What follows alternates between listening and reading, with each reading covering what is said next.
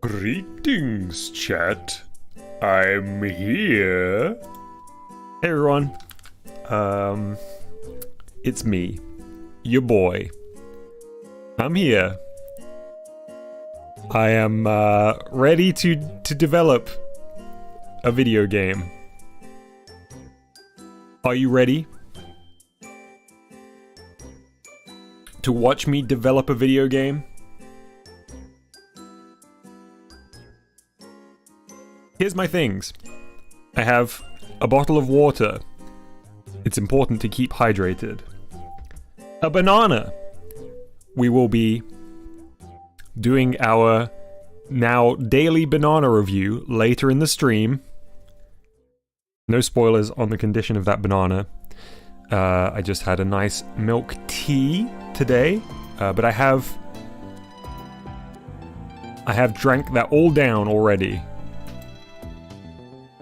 I don't exactly know what the plan is for today's dev stream. Hopefully getting more work on Polter-Guy done. Hey, toot toot. I don't think we're going to be Freaky Forms Friday tomorrow, but I do hope we will have some more soon. Let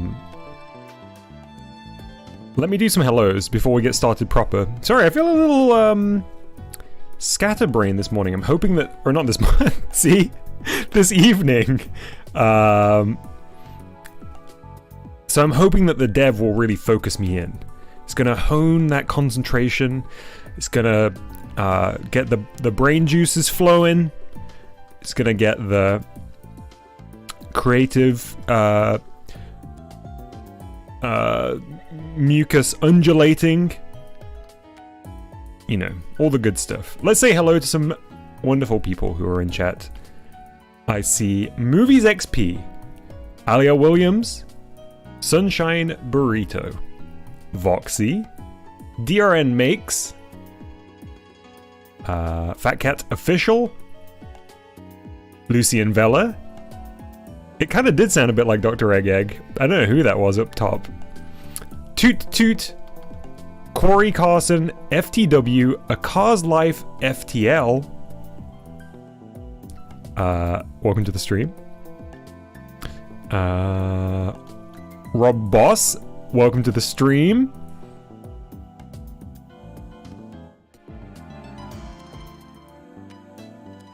Hey everyone. Okay, let us get started. Here's the switch. Bottle of water! We're going to be booting up GBG, heading straight into Polter-Guy, trying to get some more stuff finished, which is the correct pronunciation. There is an invisible T in the middle of finished. So, let me pause the tunage. By the way, I heard your comments yesterday about missing the old playlist, and while it's not a complete, solution, I have found a nice 3 and a bit hour playlist that will get us through today. With some more variety. It's one I've listened to before. It's a good playlist. Yeah, we got some tunage today. How many more streams do you think you'll do on Polterfella? I don't know, Voxy. I'm so scared. After I've learned my lessons from the Mouse's Cheese Maze Dev Days stuff, that when I feel like I'm getting close, I do have a tendency to say, like, we're going to be on the last couple of streams here, and then I realize that that's absolutely not the case. How many more days are left in this month? Can I ask Siri? What would happen if I asked Siri that? Hey Siri, how many more days left in this month? Siri said it's 31 days. Siri, that's not very helpful. What is it today? It's the 27th. Okay. Hey, who knows? Wouldn't it be wonderful? Wouldn't it be a lovely coincidence if we managed to get this done by Halloween? Who knows? I couldn't possibly know. It's, you know, it's not within my hands. It's above my pay grade to say whether or not we could get this done for Halloween. But wouldn't it be fortuitous? Wouldn't it be a lovely case of happenstance? Hey, Mr. O. So if we need one more hinge, we end the stream, right? Yeah, I couldn't possibly do clickbait. Foxy says, it's cool to see you do daily streams, but don't burn yourself out. Don't worry, Voxy. If ever I'm too tired, I just wouldn't do it. As somebody who has staunchly resisted scheduling stuff in advance. It's very much when I feel like it. If I'm sounding tired at all today, it's just because I'm in a little bit of a weird mood, as in like I'm just a little scatterbrained today, I think. But I'm eager to do this. Is there going to be a jam on Halloween? Not one that I've organized, Alia. I would love to, but as I've said recently, it's a big task, and I just know I don't have time for it at the moment. Okay, so right at the end of yesterday's stream, we were doing the kind of like transitional animation between the cleaning and hiding state, and just using some placeholder sprites for that. I think generally it's like fine. It's a little hard to tell because the sprites are so bad right now.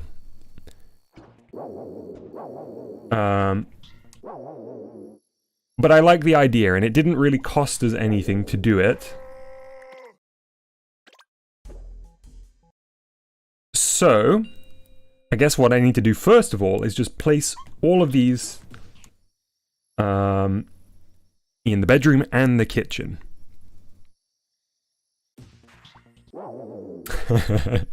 Very kind of you to say, Mr. O.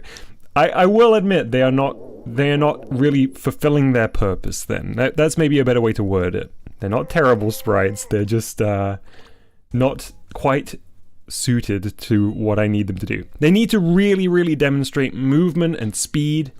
So we're going to do some real like stretching on those sprites when we draw the real ones. Happy with the Hinge stuff from last night's stream. And I think we can get rid of the bug testing or kind of dev tool number up there in a bit, but we'll leave it there just in case we need it for anything else. I did notice, such a minor thing, but I did notice that the helmet is now ever so slightly clipping through the top of the cupboard back there. So I'm going to do that as well before I forget. Hey Arch, welcome to the stream. Alright, let's put the tunes on. Now we're in the programming screen.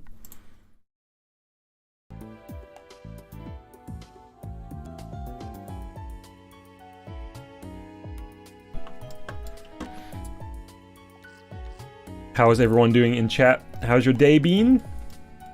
Any excitement? Any intrigue? Have you been working hard? Have you been hardly working?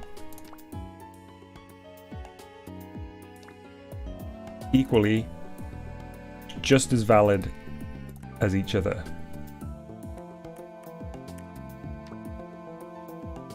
How much do I need to bring this down on the Y? 0.91? Oh, sorry, wrong way. 2.66.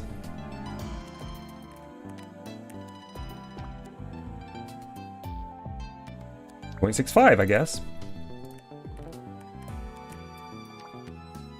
I don't feel like it's moving much. Voxy says, hey Dom, did you show off a Barbican character design this morning, or did I dream it because it's not in the thread anymore? No, you didn't dream it, Voxy. I did in the Barbican topic, as Mr. O very kindly pointed out. I did, however, remove it.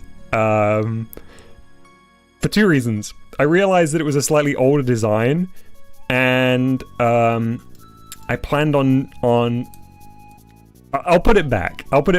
It was a slightly older design, and I wanted to change the text with it, so I was like, I'll repost it.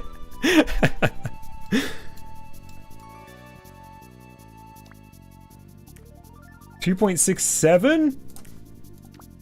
There we go. Mr. Rose says, oh my, I was lucky enough to see it. Yeah, it wasn't up for super long. The thing was, I posted it, then turned off my PC, and then I looked on mobile and I was like, wait a minute, did I mess up this bit? And then I was like, oh no, this is just the older version of it. Okay, cool. Height is now good. Let's push it back a little bit. I'm very, very pleased with how that character is shaping up, though. And I think mostly it was just how pleased I was with that character that made me jump the gun a little bit. Hey, Scrubs. Stuck on campus for 3.5 hours waiting for the mandatory trivia night to start. Glad to have some entertainment. Ah, it's my pleasure and my privilege to be that entertainment. I love the fact that you called it mandatory trivia night. It sounds like it's like mandated. Cool. Okay, let us tweak a few things about the transition sprites here. So one of those things that I definitely want to do is adjust the height of this one.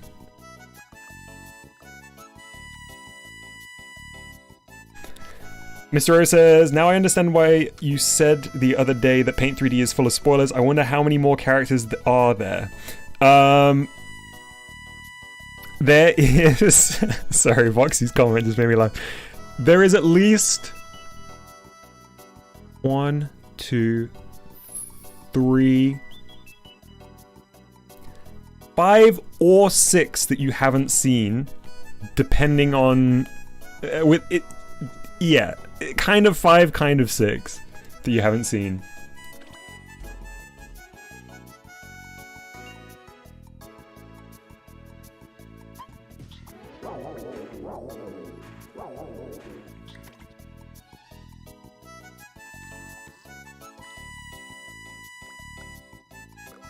I'm going to angle that one ever so slightly. And then shrink that down ever so slightly. Not all of those are brand new characters. There are some new faces. There is some returning characters. I can't tell which ones I'm more excited about. The character I showed off yesterday. By the way, in case you're wondering what I'm talking about, my next big game is not yet in development, but a lot of pre-production stuff is happening. And has been happening for a long time. And one aspect of that is I have a bunch of character designs that I'm building in Paint 3D, and most of them are brand new characters for that game, but some of them are characters that you will be familiar with, and it's been so fun. When I got a little bit of time just dipping in and fleshing some of those out. It's Project Salty Barbecue Radish. That's the one.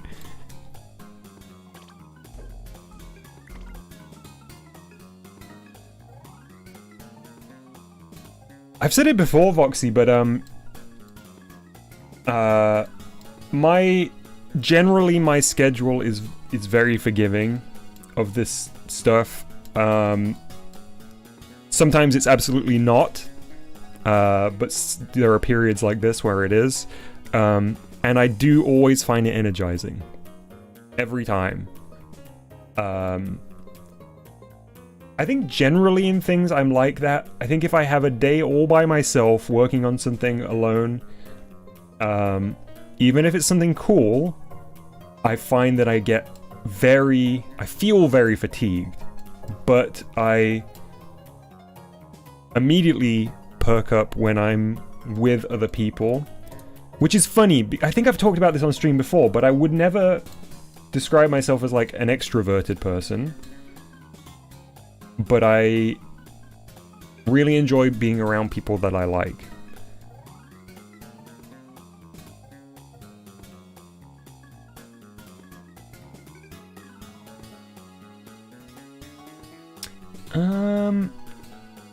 What was I just about to do? Oh, I was going to do the other one here.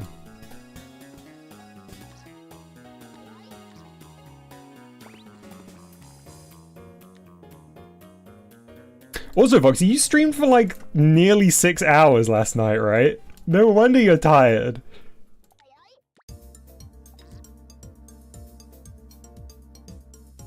Also, you weren't just bumbling around in the programming screen like I am. You were doing some serious business.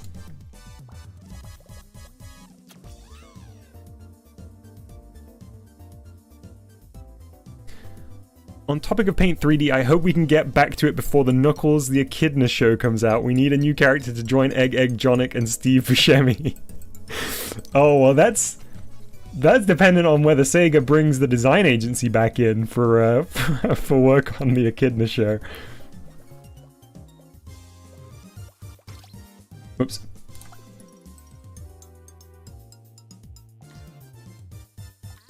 There you are.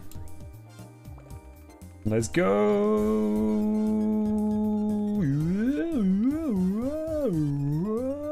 There we go. Oh my goodness. Voxy, you have no idea. The sound effect incident last night on your stream. I was crying and in pain. I was right there with you in just completely breaking in that moment. I thought it was going to finish me off. I thought it was going to bad day me.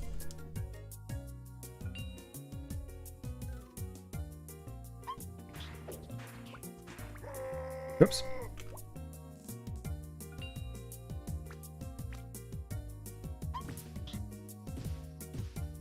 Nice, okay, that's working. I just need to get the placement right. Video Dojo was almost over, it's true. Would have ended right there and then. See you, dear Ann, thanks for stopping by. Dun, da, dun, da, dun, da, dun.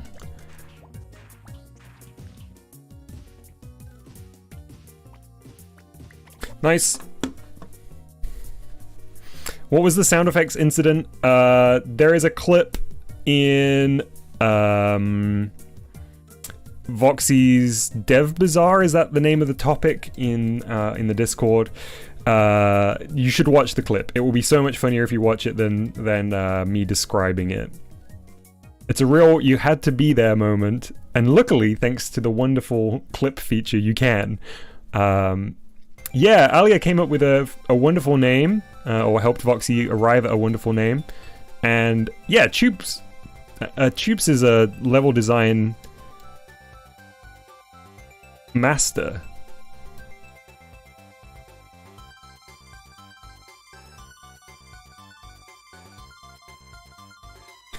Okay, I think that's our 4 positions with the transition sprites set up. You know, functionally set up. There might be some tweaks along the way. These things. I wish I had a button I could press to just break the logic here. But I didn't have to actually hide. Nice.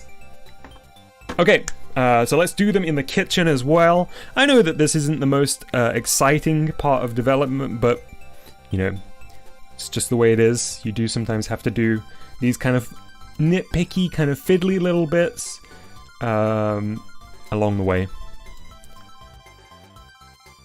The correct title is Wizard, isn't it? Yeah.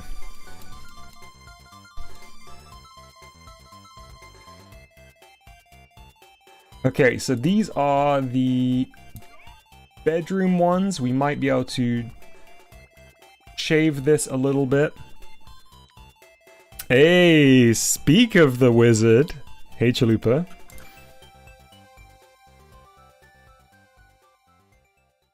And I'm gonna grab one of these.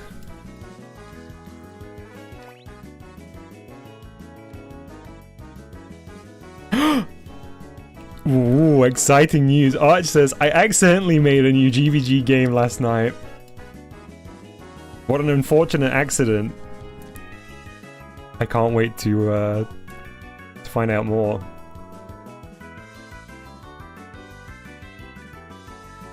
Okay, so one of these will be here.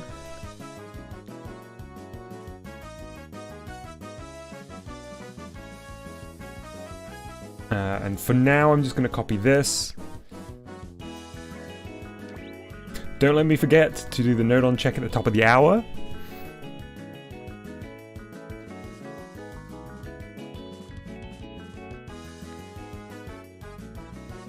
I tell you what, my GBG dev knowledge, I feel like I've said this like during these Polter-Guy streams already, but my GBG dev knowledge has definitely atrophied since the MCM days.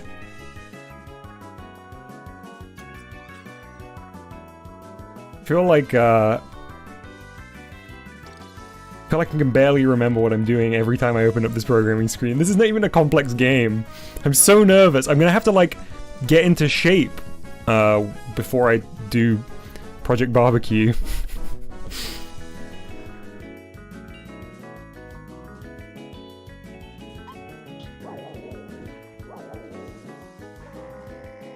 Oh, I thought we got the hiding in the fridge working.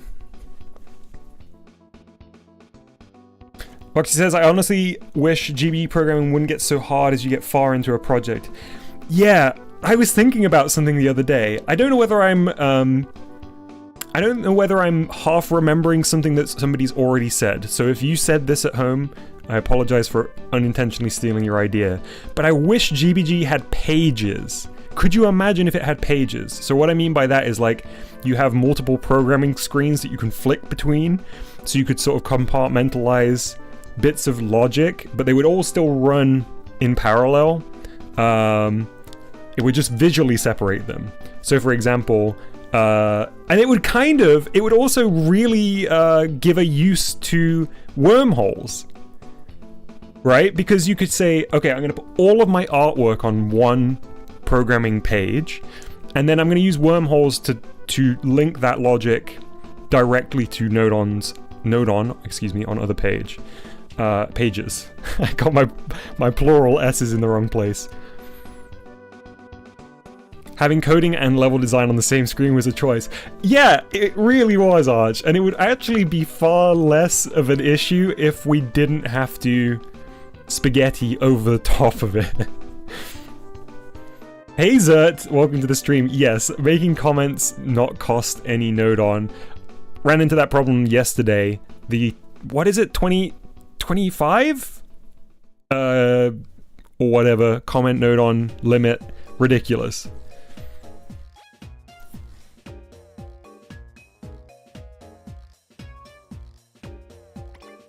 Right, so I realized we didn't hook up the logic for this, but it's super simple, so let's just do this now. We need to ditch the L button. And we're going to move this up and over here.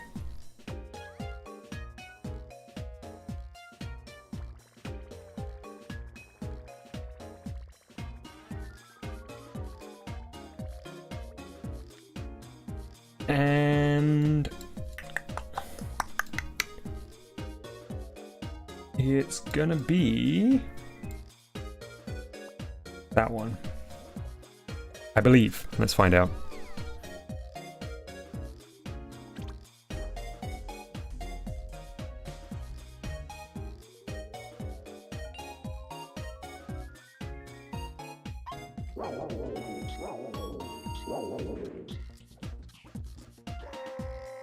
Whoops. How would you link objects together in different pages? So, the way I was thinking, and I probably missed obvious things here, Scrubs, but in my mind, it would be that you would use wormholes to link that stuff. So, let's say you made a page that was all just your geometry, and then you had a page that was just your animation systems, for example. You would wormhole those outputs, and then do the wormhole into from one of those and then out onto another page. But I'm sure there is reasons why that wouldn't be suitable, or use cases where that would fall short.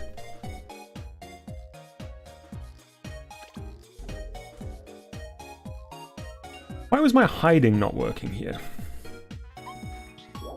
Oh, there we go, it is.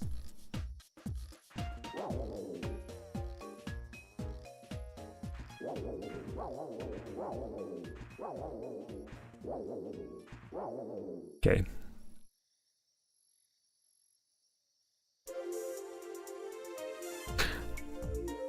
I can't imagine how much of a wizard you'd need to be to make a game about making a game.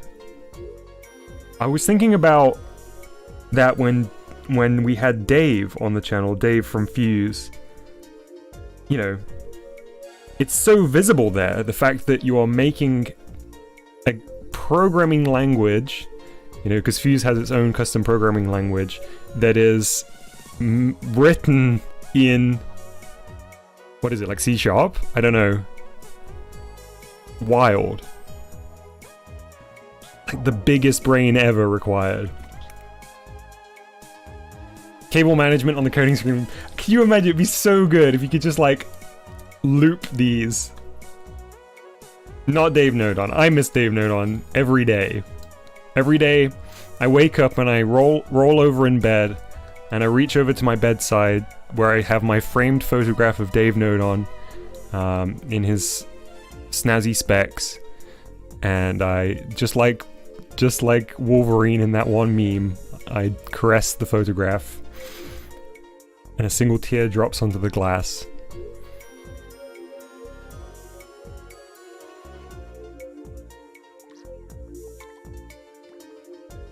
Hey, what's this? What are you?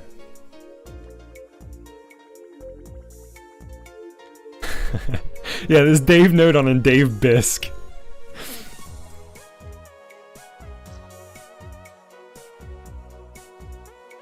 What is this? It's invisible. It can't be anything.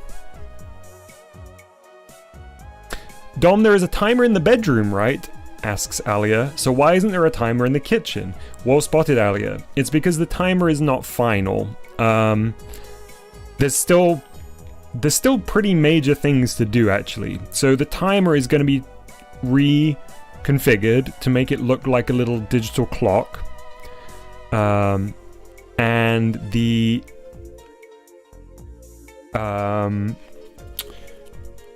progress bar is going to become a HUD element. Mustard has a ponytail. In-game, yes. In Deep Space Adventures, yes.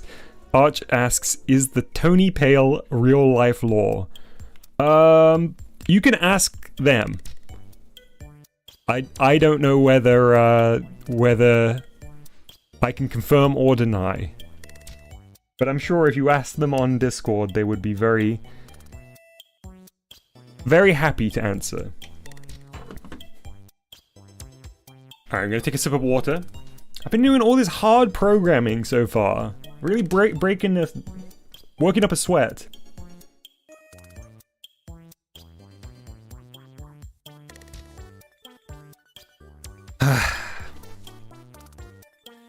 Phew! Being a game developer is hard.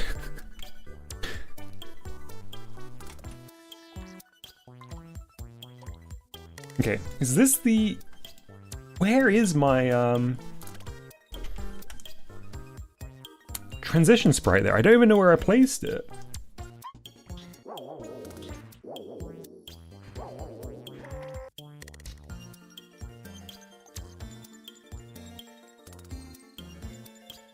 Because everything here has like two connections, but it shouldn't. Oh, did I conveniently...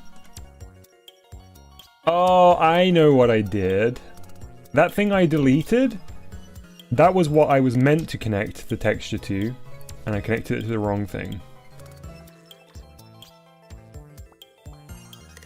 Yep, look. There we go, okay. Right, so let's undo. Put you back. And then whoop, whoop.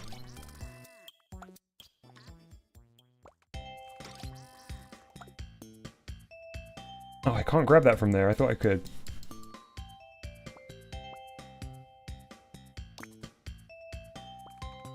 There we go.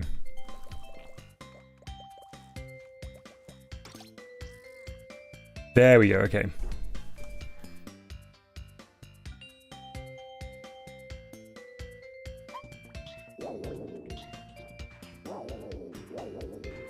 Nice.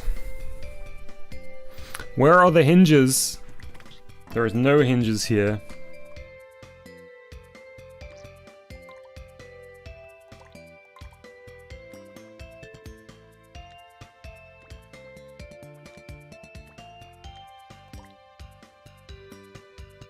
Okay, that's one. Let's do the other four, or the three, excuse me, for a total of 4.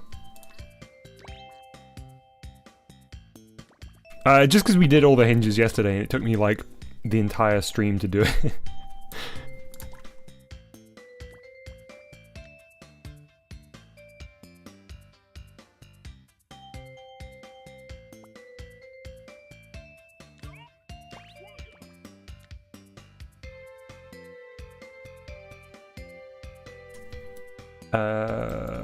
Which one will you be? I guess you're gonna be this one.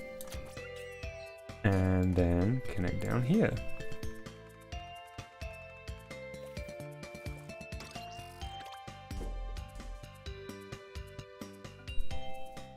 By the way, I don't know whether Xert is still here, but I integrated Xert's really cool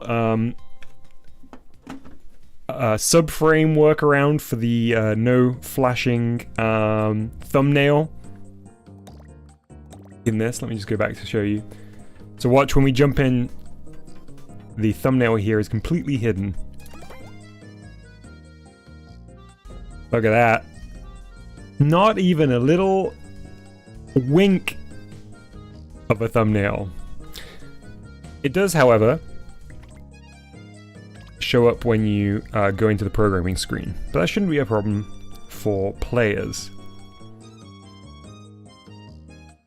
3D editor and a GBG sequel would be great.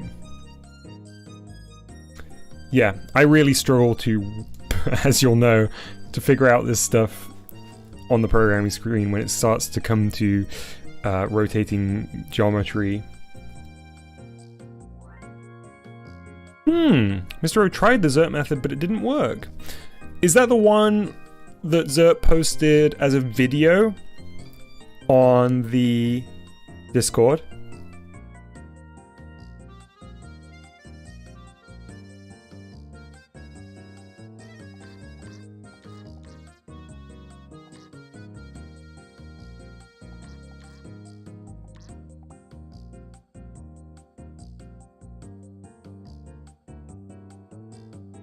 Let me show you how I've got it set up. If I can find it. There it is.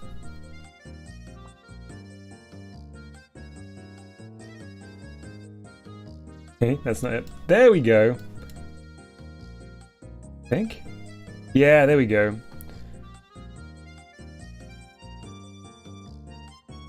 I had to wiggle this around a little bit.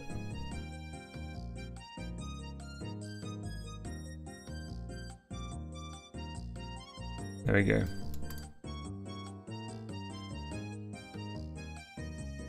And it works beautifully.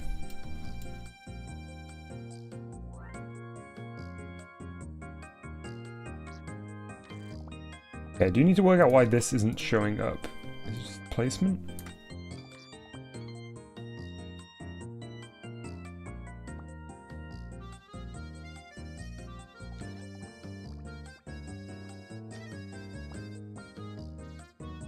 Nope, that's why.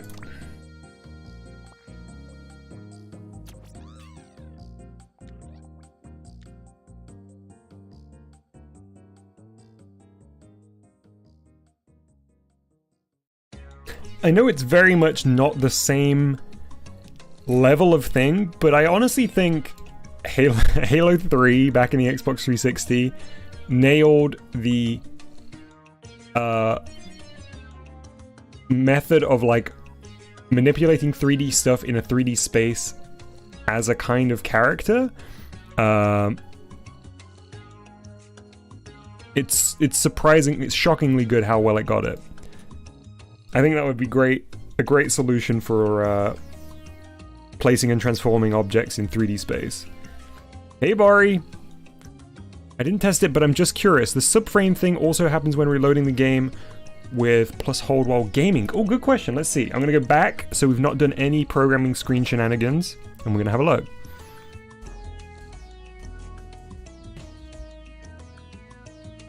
Okay, so we didn't see it on boot, obviously. You do see it on hold to restart.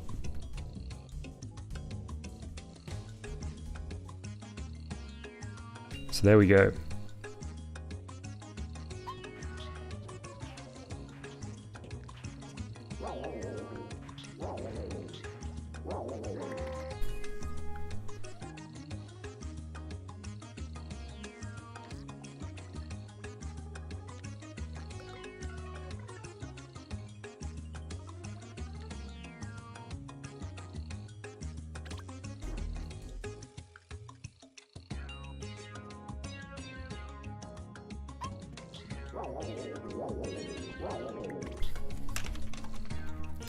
I'm gonna say it now. I'm gonna call my shot ahead of time here. I'll see you all in a decade's time when when Switch modding has been blown wide open, Switch emulation is like flawless, and there's a big resurgence in GBG. See you back here in 10 years, okay?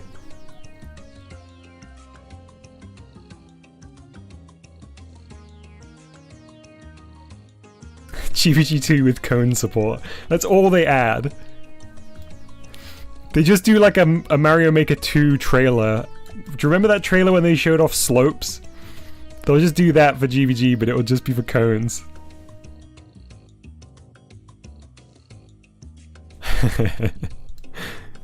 Exactly, Vari.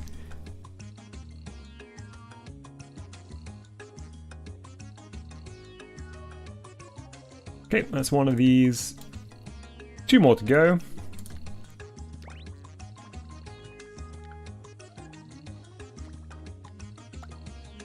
Oops.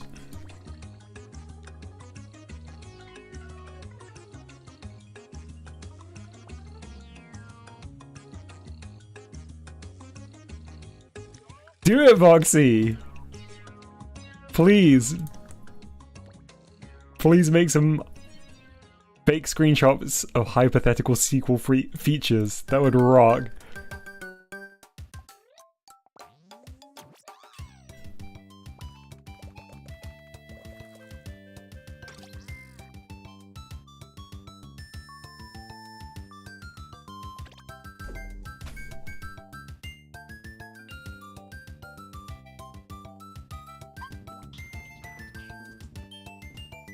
It's funny, Nintendo's strictness around their consoles, plus their insistency on like depreciating stuff so aggressively at the end of its you know, what they deem to be its lifespan, makes me kind of weirdly, this is such a weird take, but it genuinely is how I feel. It does make me kind of excited when Nintendo bad day a console. Like, it's kind of weirdly working in the opposite way to how they want, where I'm like, man, can't wait till people feel comfortable and safe to just start like homebrewing their systems. Because I'm definitely somebody who, when Nintendo online services are around, I don't do any of that. But the moment, you know, like with the 3DS, I'm like, I can't wait to check out all the cool stuff that the homebrew scene has been doing for the 3DS.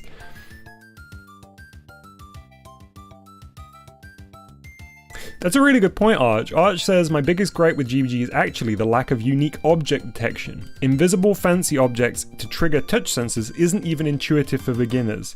Yeah, it is like a aha moment when you figure it out. But you're right, it does appear to a newcomer that that's not even an option. And then once you are at the stage where you're aware of that, it's not, you know, because of some of the limitations, it's not really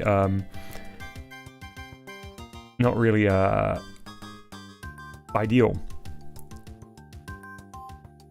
Bari says, man, chat is just knocking it out of the park with amazing comments today. Bari says, I really thought the other day about the world light, referring to the lighting inside GBG. At the end of the values are at the end the values are there, but you can't update them. If there was a node on to change those, yeah, it would be amazing.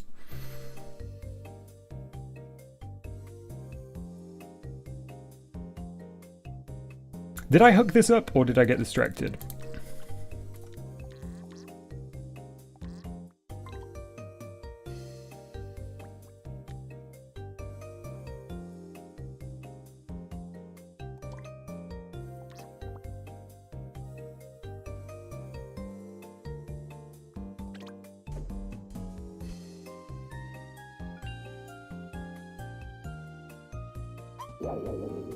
Yep.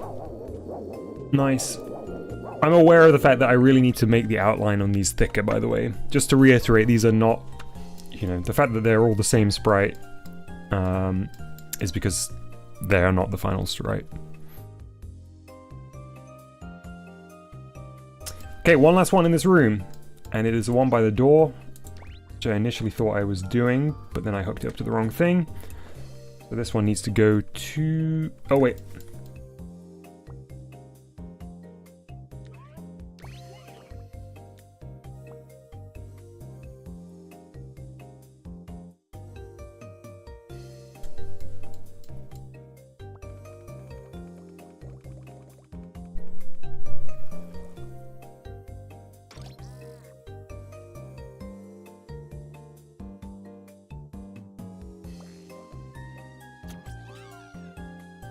There we go.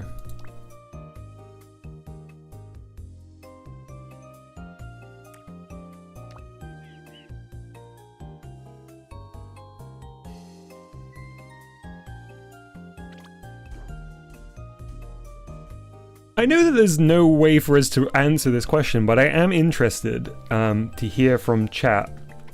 Do you think we are going to see some kind of direct successor to GBG? And what I mean by that is not necessarily going to be called Game Builder Garage 2, but like how Labo is absolutely the predecessor to GBG. Do you think ever, I'm not even saying in the next like X number of years or anything, do you think we will see something where there is that clear lineage, both in the development team behind it and the ethos? Or is this sort of the end of the road of that experiment? Because I genuinely don't know. I flip-flop on it. I'm like, it didn't sell very well in the grand scheme of things, but I also don't think it cost them much money to make.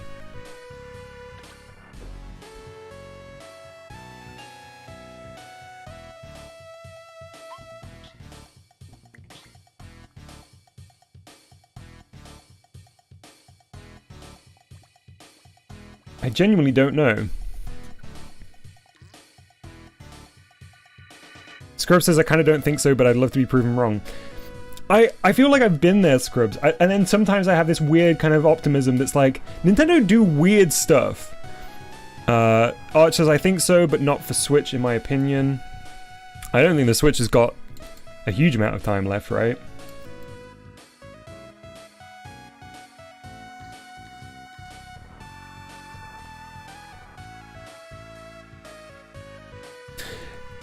Yeah, so Voxy says, I mean, surely they might try a game-creating game again at some point, like how they've made lots of arts games and whatever, but I doubt they'll really be connected to Labo or GBG. So that was, yeah, my specific question was one that would be in the same lineage. Because you're right, there's things like WarioWare DIY and Mario Paint and Mario Artist and things like that, but I wouldn't count those as successes.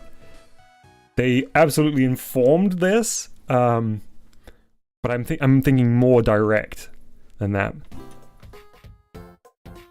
Speaking of which,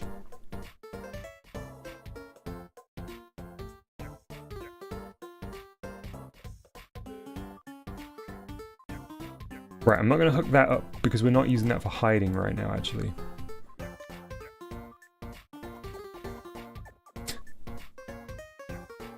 Scrub says, honestly, I'd be fine if we never got an update sequel to GBG. Mostly everything feels like a nice middle ground of simplicity and functionality. Yeah, I'd be completely content if there was never another one, as much as I would like another one.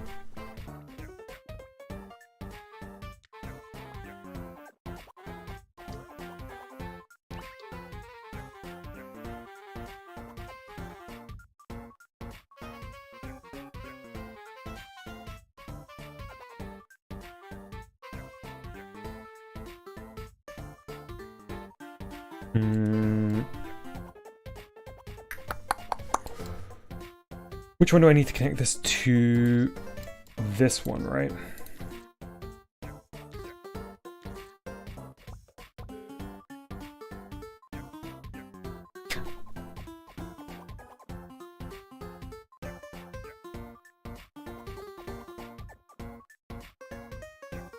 Any type of game creating game I count in my book. That's definitely different to my question though, Freddy Killer. It was more like, you know, my delineation for that question was WarioWare, a sequel to WarioWare DIY wouldn't fit the question that I was asking, because it has to share like development, the development team, and you know, maybe even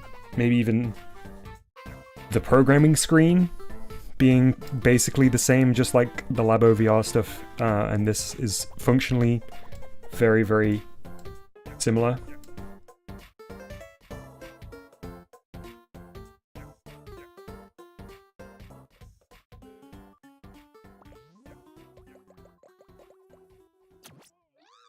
Okay, is that working?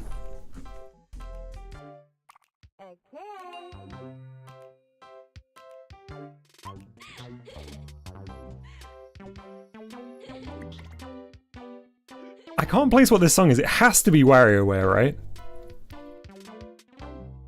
It has to be a WarioWare song. Oh, I think I said this last time we listened to this playlist. It's from Wario Land 4, I think.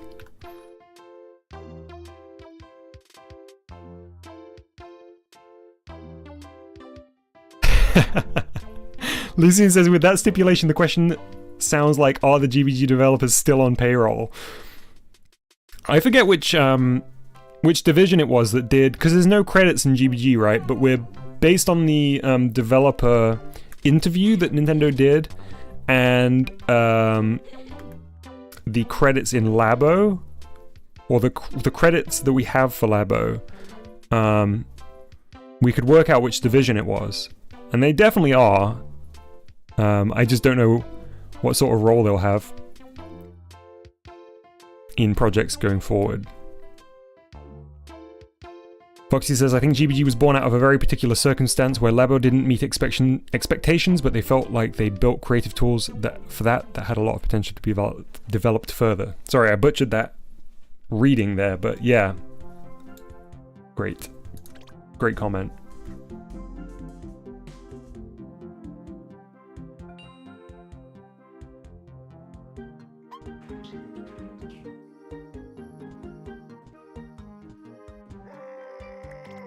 Cool, okay, so all of the transition sprites are functional, but they're not great. But that's fine, because I was really just wanting to get the logic working.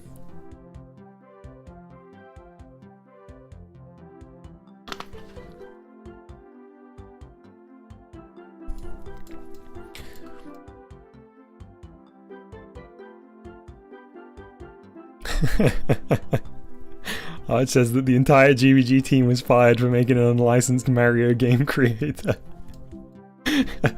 I do like to imagine that there was like upper management that were like, so you're telling me you've made a game that will allow people to take any Nintendo character and make their own video game?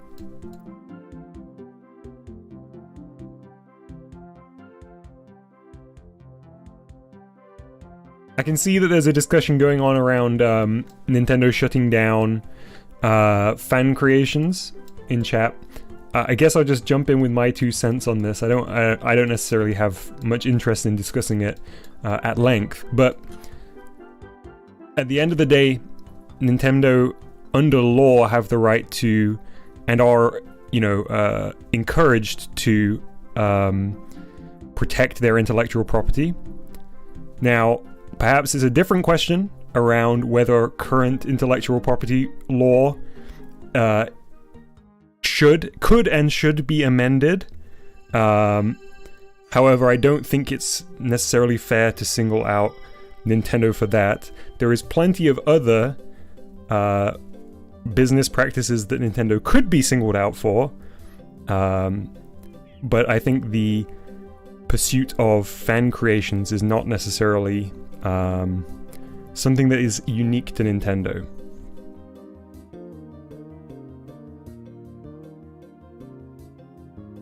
Hey Whooper Gamer, welcome back, Mima.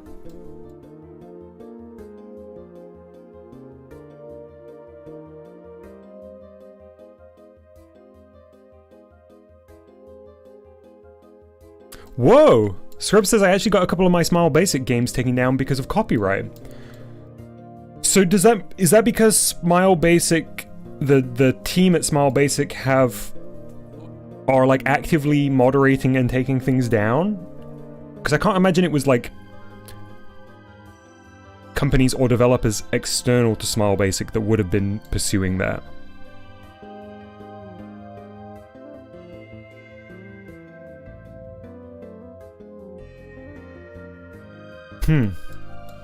Interesting. I guess we should count our blessings a little bit that Nintendo was unwilling to spend money on GBG, because it just means that they're not moderating like for copyrighted stuff. So all of the Sonic games, all the Mario games that people have made can live on happily. Right, the next thing I was going to do...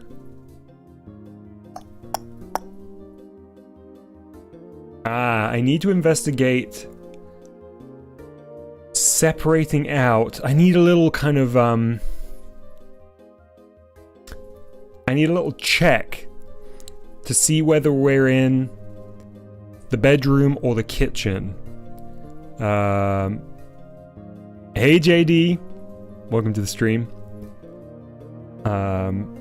Because one problem that I'm running into currently is I want to put unique sounds in connection with certain hiding spots or other actions, and because all of the logic is shared between the kitchen and the bedroom, if you hide in one spot in the bedroom, like the television for example, it makes sense to play the static sound, but if you hide in the same spot in the kitchen, the static sound will play and it doesn't really make sense.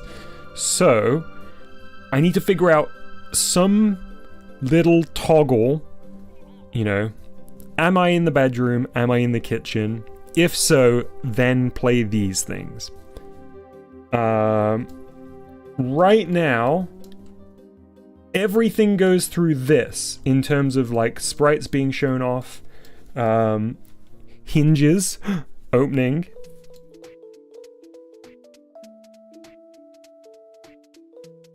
And I'm wondering whether I need to amend this, or I'd prefer to maybe just have it as something that runs alongside.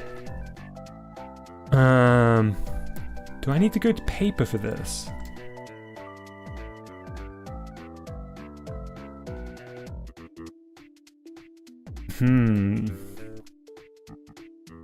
Because I'm wondering how far back we need to place this in the chain. Sounds like a marker job again. I agree.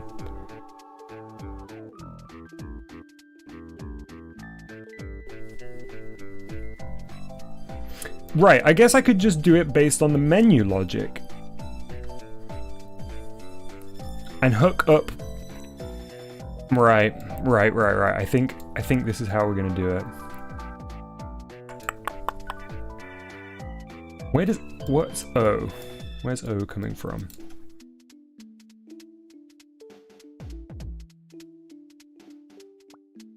It's the game over state.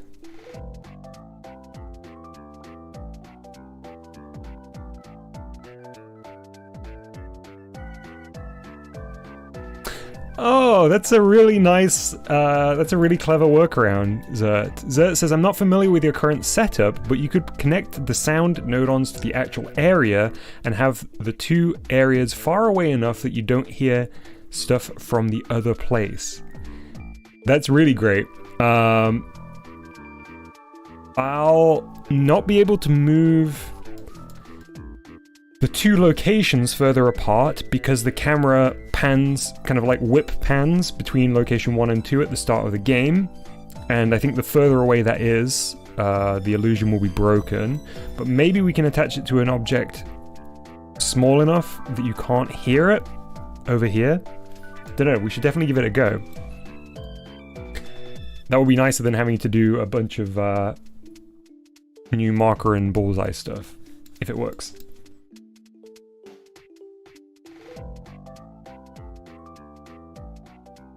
So, let me remind myself where the sounds are currently living.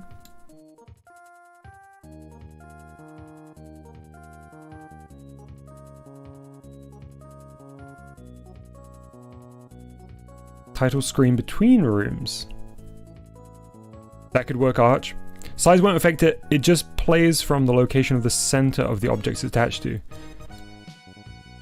Didn't we figure out at some point that the size of the object did affect it though, Voxy? Am I misremembering that?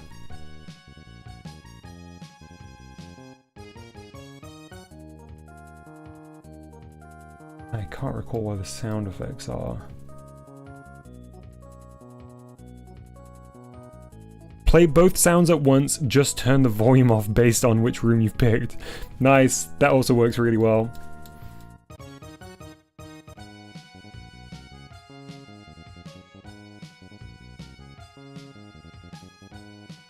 I'm looking for a sound effect node on, currently.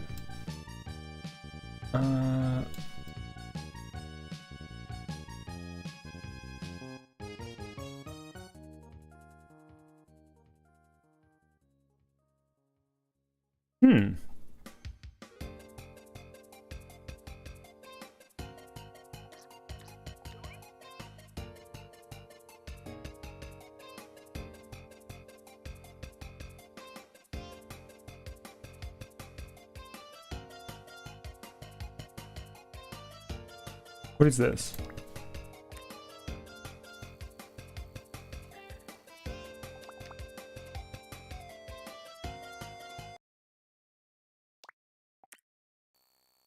All right, that is it. That is it. Okay. Let's just see if we attach it to the object, whether or not we can hear it in the kitchen. First of all, may as well test it, right? Oops. That is the kitchen.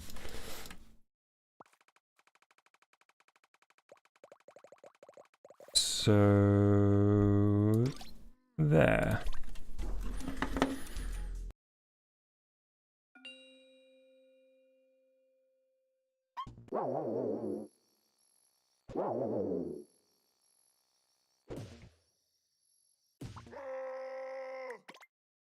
I can't hear it at all.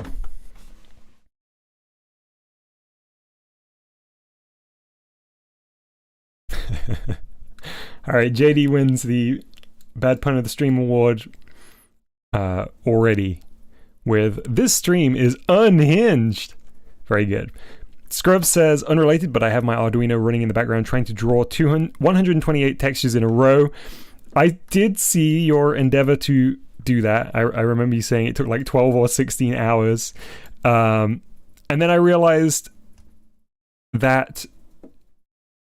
Am I right in thinking like the first time round you maybe messed up one of the colors? That is very unfortunate. Glad to see it, giving it another try. That will be one powerful texture library.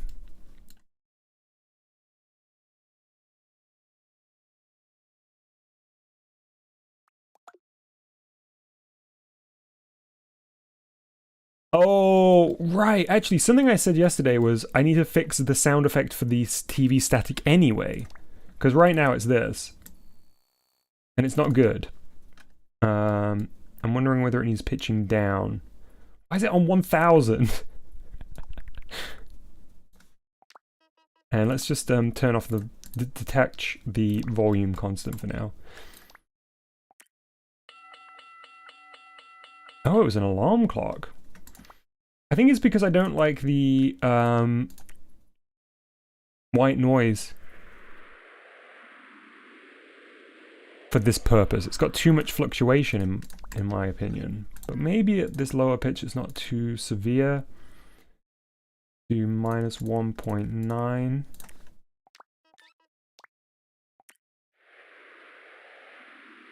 That's probably the best I'm gonna get.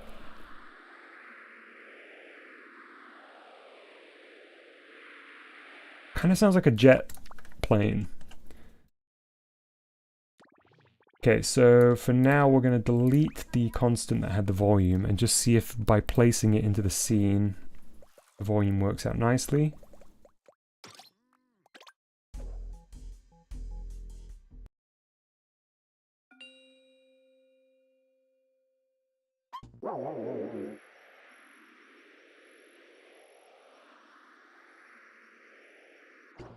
Okay.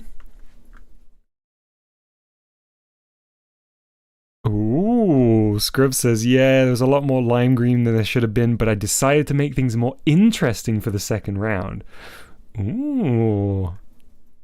Intriguing. Hey, Mr. Smallsles. Okay, so we need to hide in the same place and see whether the sound's audible. Barely. Sunshine Burrito says, hey Dom, you should play Block Souls. It's a pixel maker game and it's really cool. I don't think I've ever heard of Block Souls. I will definitely take a look.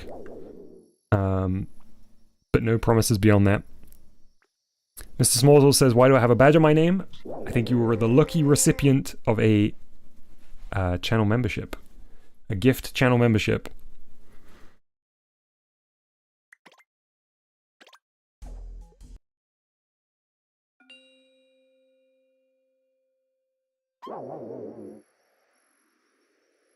Yeah, so you can still hear it.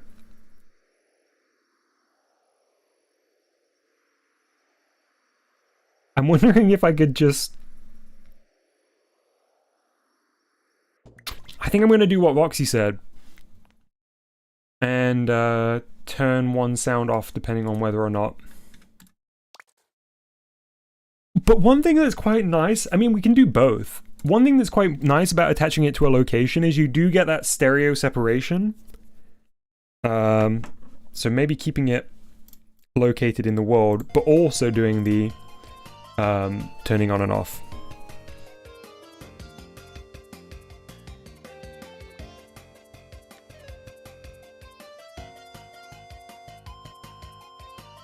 Okay, so I need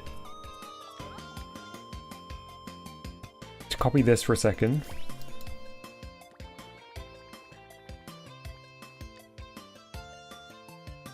Yeah, Mustard is eating a pie orb.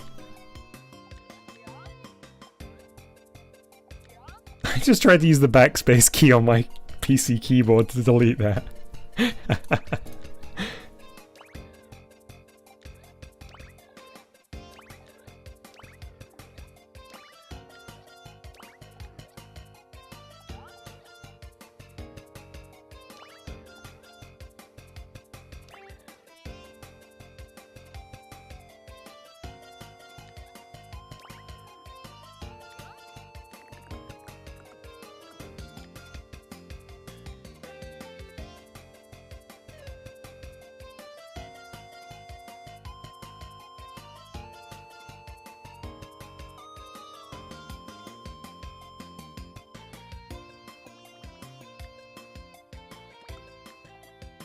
I know I say it a lot, Voxy, but in a way, it is a nice problem to have. So Voxy said, I hate having so many projects I want to do. I ingrained the idea in my mind of making a tutorial about the camera system in my Marble Blitz game and the potential applications for it. Yeah, it sucks, but also it's like, I guess it's kind of nice to have a wealth of cool things to pick from when it does come time to like work on a new project. But yeah, it can feel very painful. Oh, I think the logic for this will be super simple.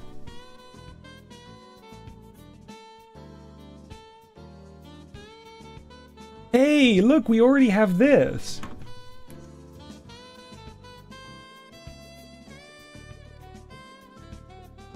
I might duplicate it just for,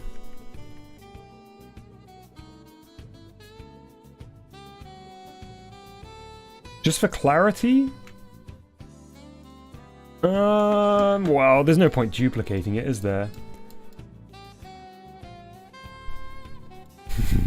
Pori says, yep. Pori recalls it well. So it says, I remember at some point shaving some and node-ons connected to sound node-ons by connecting the signals to play and volume instead.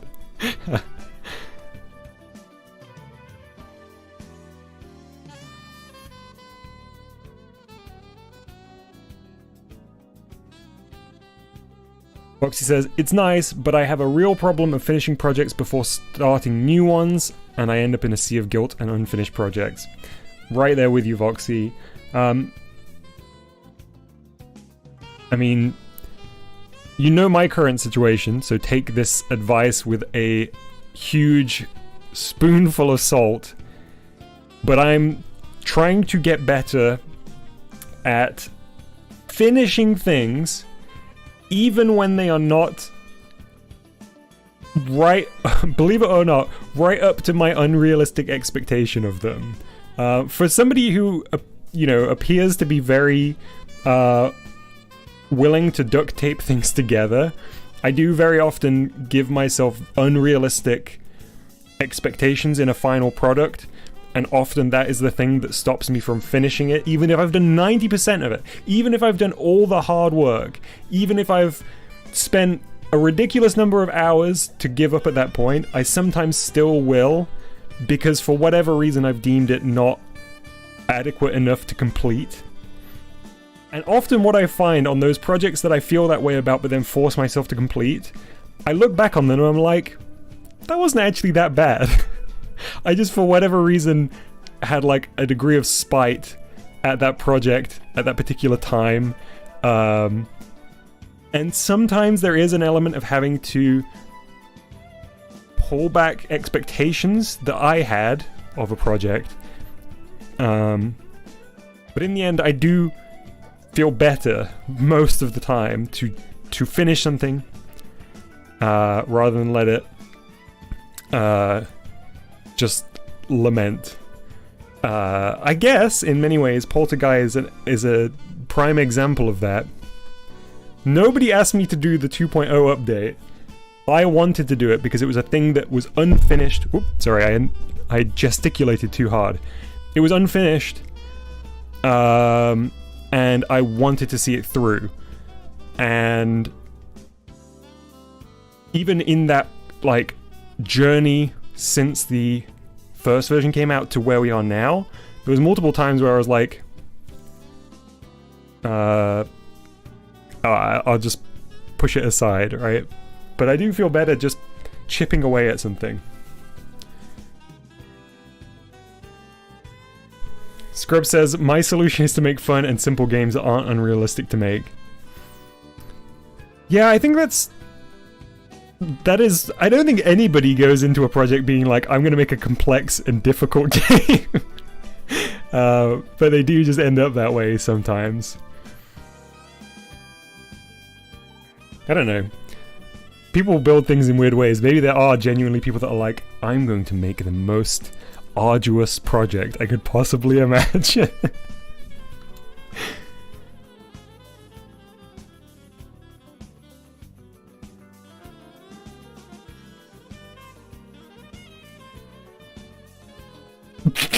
Insert just send the eyes emoji.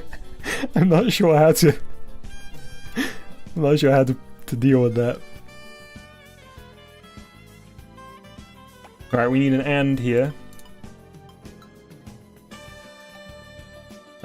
Which is in logic, of course.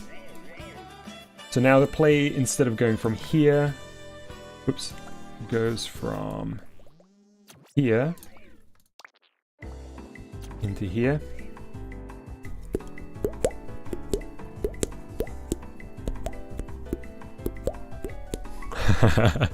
JD says, I've picked one project, I presume, and I'm hacking away at it with DOM-like pace. I'm gonna finish it, I swear. That's the spirit, JD. 1 node on a day is better than 0 node on a day.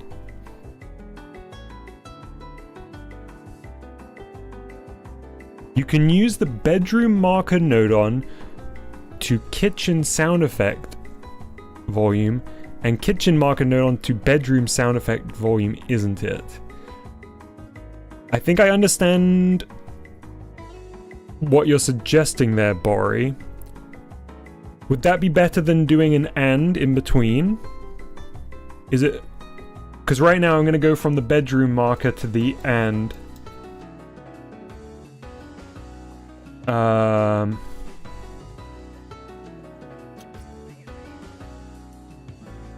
Don't need more node on. Speaking of which, did we fly by? Did we fly by the node on check? Node on count. I guess we'll do it at past. Okay, hang on. I need to read some comments. Not Freddy says, I'm still kind of proud of myself for actually finishing Slender Stick on time. Yeah, always a great achievement. You should be proud of yourself.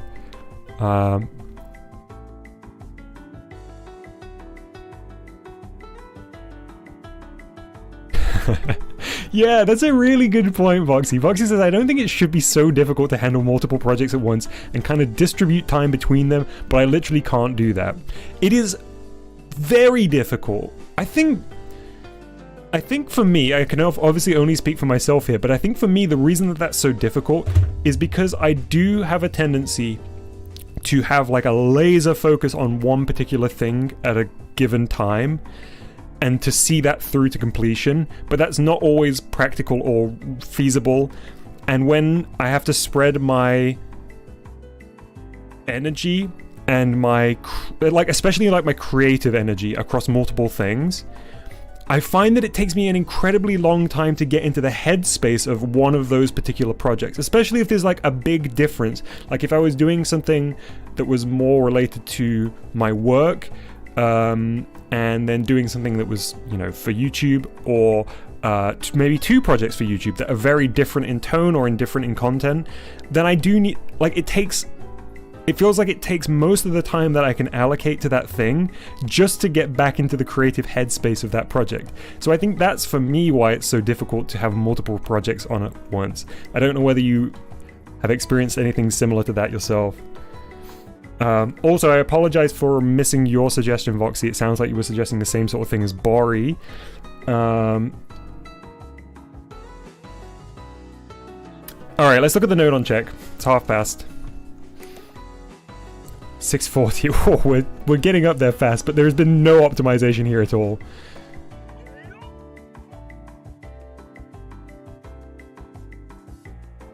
You are sending 0 volume when you are in the other room.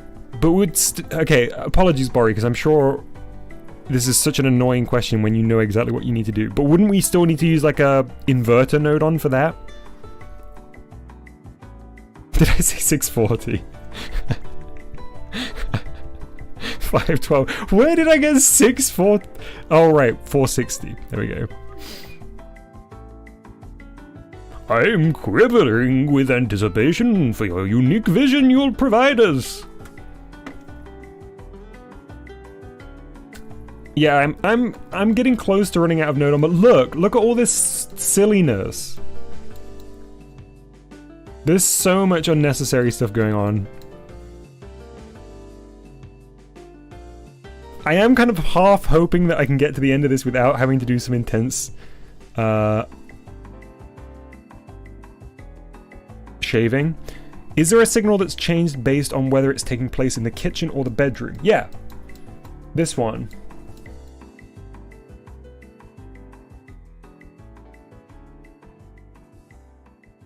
I believe, because this is how on the menu we select which destination we're going to.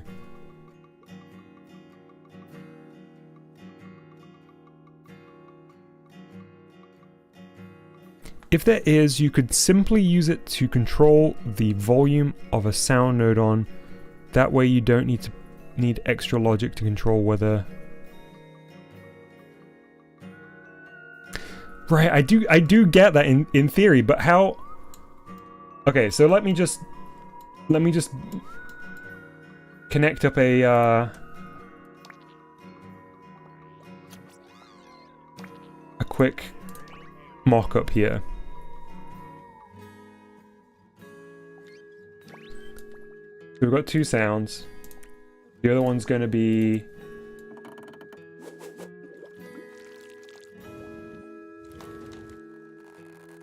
something very obvious. Trumpet. Okay, so this is our bedroom sound. This is our kitchen sound, right, for this little mock-up. If there is, you can simply use it to control the volume of a sound node on. Oh! Right, because we're sending 100 or you know, play sound volume only to whichever one it's in. Like this. I see. Thank you, everyone. Super, super obvious.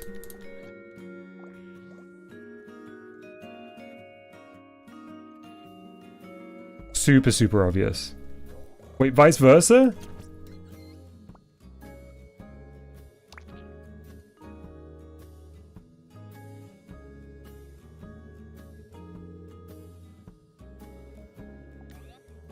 Wait, have I got it? I think I've got it. Or am I still... Let me if I've got this wrong, let me get it wrong and it can be a learning experience.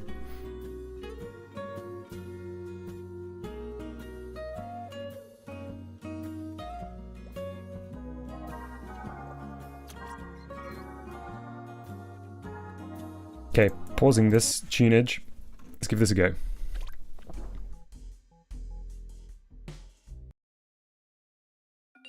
Hey Skunktronics, welcome to the stream. Okay, that's the static sound. Go to the kitchen.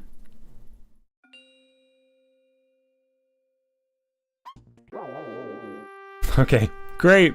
Thank you to everybody who suggested that, and then to everybody who that was super, super obvious to. I very much appreciate it. That is a nice, simple solution for this.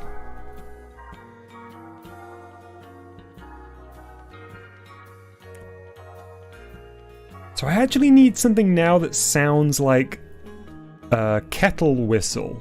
So maybe we'll want to do a increasing tone on something. Sorry, I'm gonna have to pause the music again if we're doing sound effects stuff here. I know I keep stopping and starting it.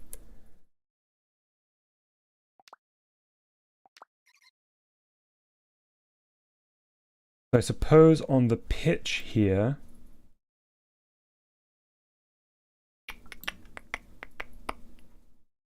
we'll need to very high-pitched white noise. I tried that before, Whooper. It doesn't sound great. I'll show you how it sounds.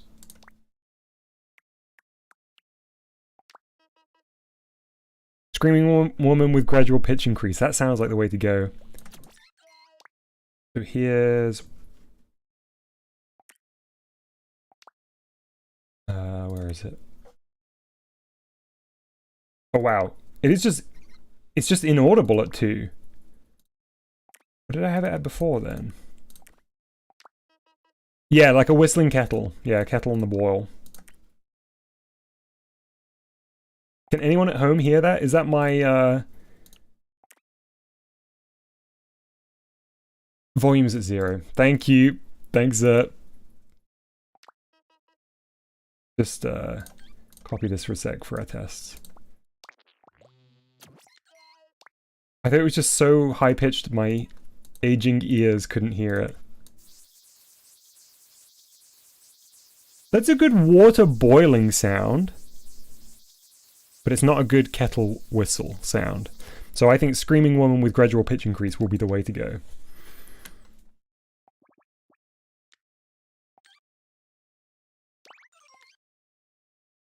You know what, let's leave this here, because otherwise we're going to have to battle with the... Recorder sounds more whistly. Give it low volume ambient wind as well. We've already got an ambient sound that plays all the time in the background. Oh, that's a good point. Maybe I should change the ambient sound between the rooms, because in the bedroom it's like crickets and stuff, but maybe we should have like traffic sounds in the bedroom. Oh, don't let me forget about that. We'll come back to that in a minute. But I understand what you were saying, Lucien, about having layered sounds there as well. Okay, so recorder.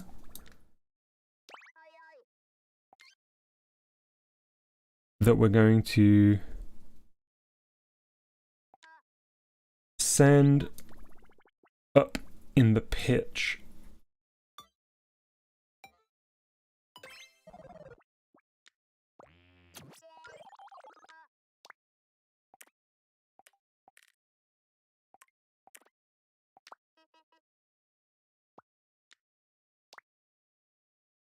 Count range.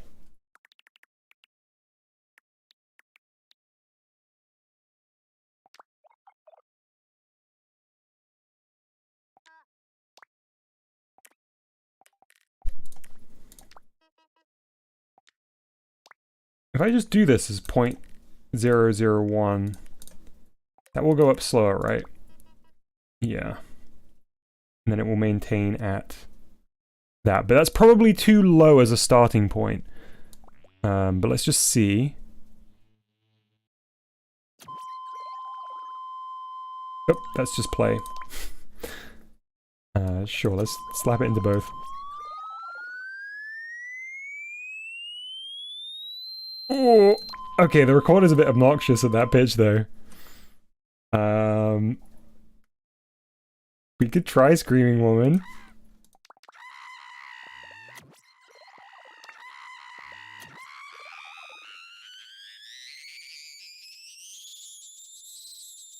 I mean, that honestly does sound like a kettle whistle. There is a whistle sound, is there?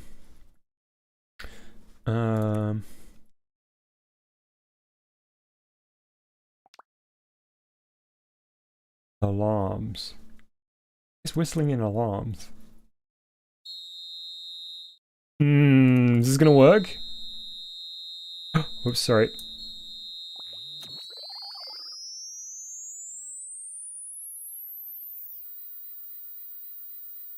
Whoa, that's kind of a... That's kind of got like a cool second tone in there. Did you hear that? That little wow, wow, wow, wow, wow.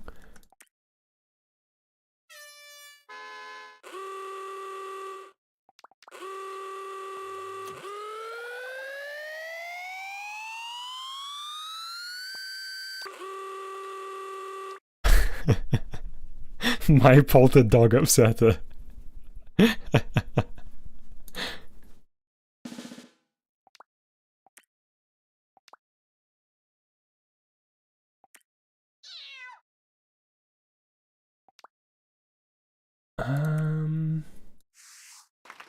I mean, I could try white noise here, but it sounds really good as the water boiling, but not the whistle part. So I could layer two together there. But let's try and find the whistle. Let's have a look. There might be some unexpected stuff that works. Like maybe at a higher pitch this works.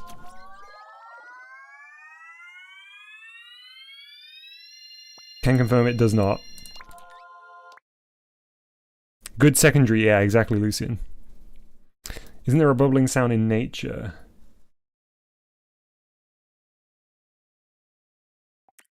Is nature a thing?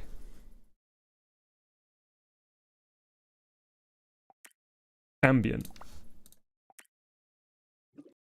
There is, let's see.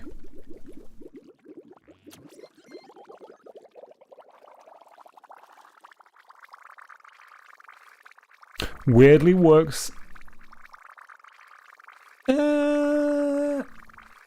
It's okay. It kind of weirdly works worse than the white noise.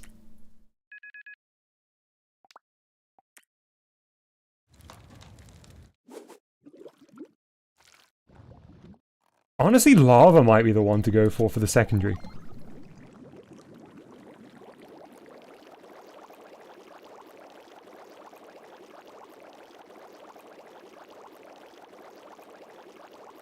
Loop is quite short on lava.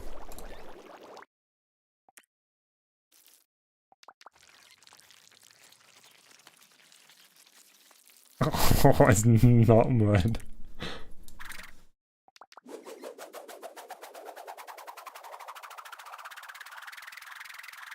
It's a great sound effect, but...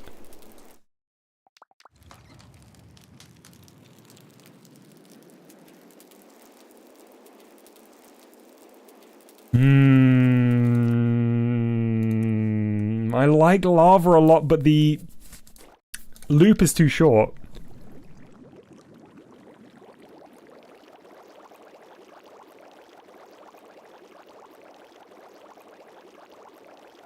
Wait, why did that not pitch up properly? Hey, Panic. Also, good luck on your checkpoint, Alia.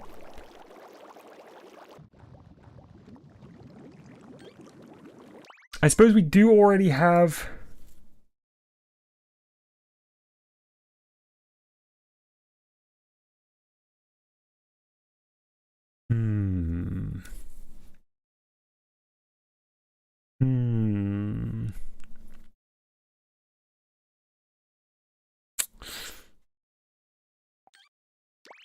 I'm not sure for this whistle.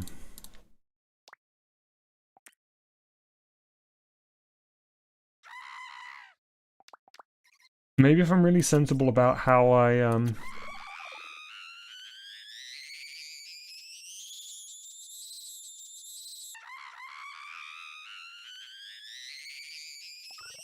Okay, so like...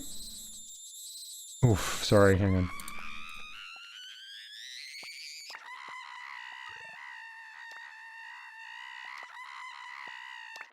Like 0.9... Wait, where... Hang on, where was it?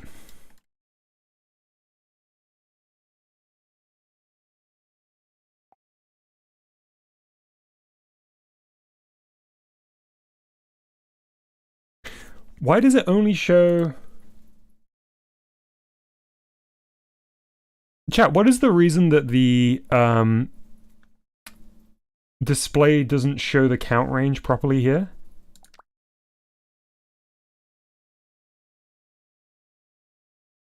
Yeah, agreed, Lucian. Start Screaming Woman at higher pitch and don't let it get too high. Yeah, that's my plan. Why does it only show 0 to... It starts at 0 and goes up. Oh, right. Oh, right. Yeah, of course. Yeah. Yeah. So I may as well just do it like this, right? And I'm going to pay attention to where it starts becoming a good whistle sound.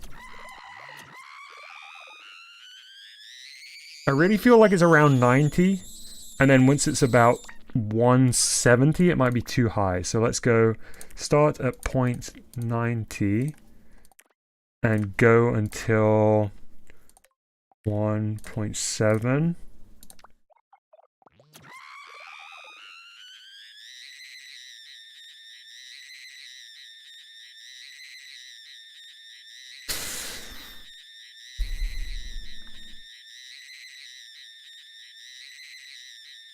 Can't do decimals. Ah, right. Thanks, chat.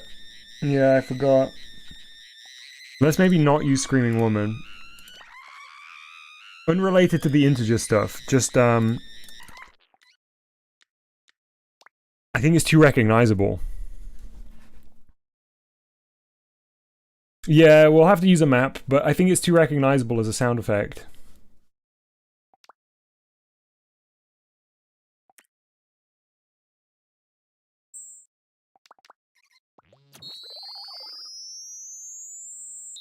so harsh. Hmm.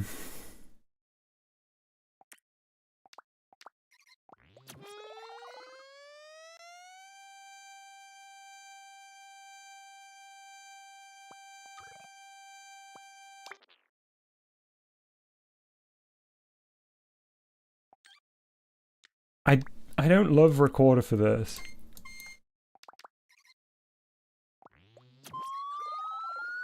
It's like a slide whistle. Oh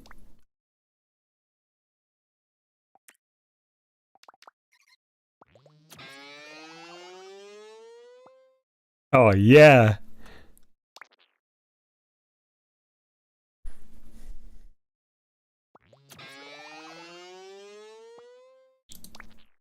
It's a great race car sound effect. See you, Sunshine. Thanks for hanging out. Ramp up the volume. That's a point. Yeah, we could do both these together, couldn't we, on this stuff? No. I think it will never not be too smooth for me. Whatever we do, it's too. It needs to be hard. It does need to be harsher than that. That's not a sustained sound, is it? No. Neither is cat, I don't think. Nope. Maybe just woman rather than screaming woman.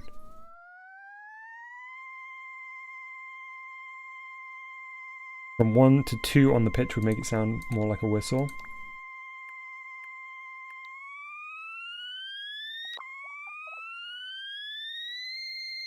I think 2 is too high.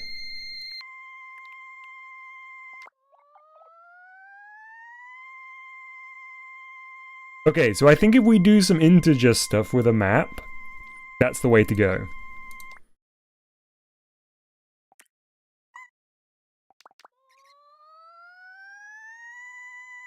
That's a ghost.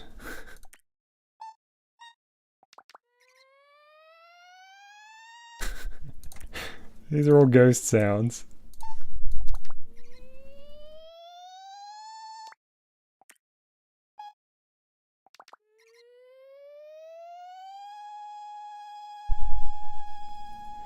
One to 1.5, says Mr. O. Yeah, probably. Okay. So for now, we are going to disconnect everything. We're going to slap a map in between.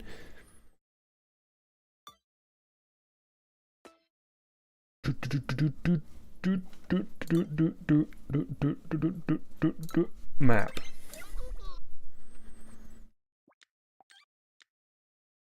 Yeah, agreed, Voxy.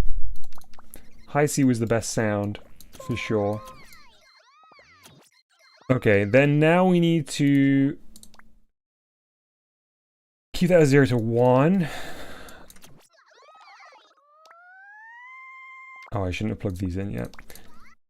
And then from here, input range is 0 to 1. Output range, we're going to go 1 to 1.5 as our... Let's do 1.6.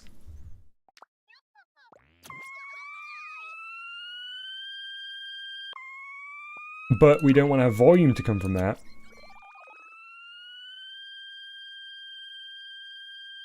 Pretty good. Pretty good.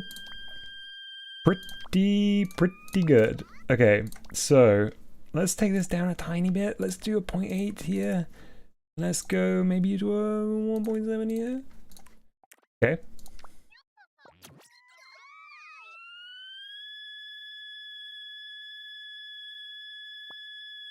But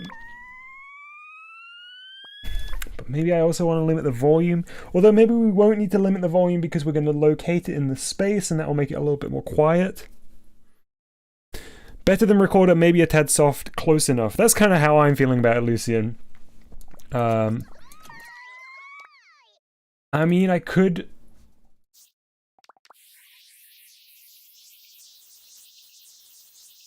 Honestly, white noise has got a little bit of a bit crushed quality to it that I'm not loving. I'm thinking about the secondary sound now. Hey, One Eye.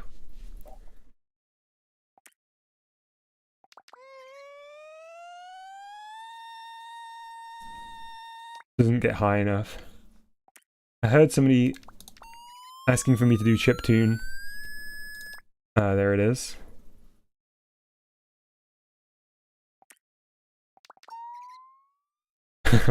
Oh yeah, half isn't sustain, is it? Of course. Don't think anything else here is going to do it. Yeah, definitely not that.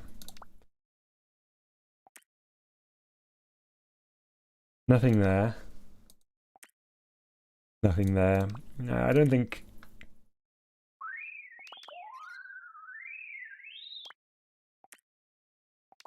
anything else is gonna quite do it. I've already tried chiptune red, but good suggestion. Let's go back to long whistle and just have a listen. Oof, apologies, it's very loud, or very high pitched. Alright, woman, high C.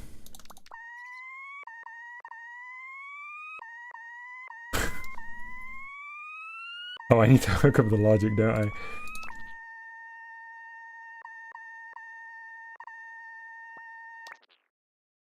Which is...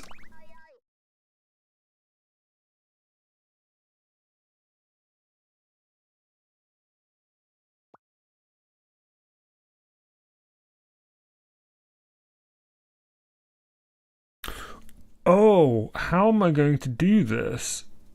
Because I can't do the volume trick anymore.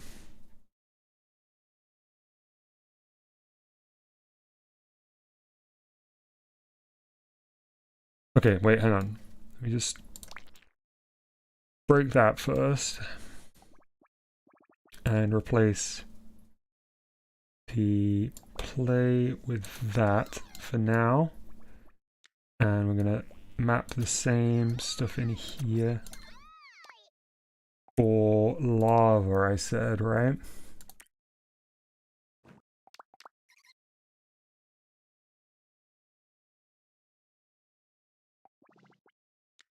Okay, so they're together.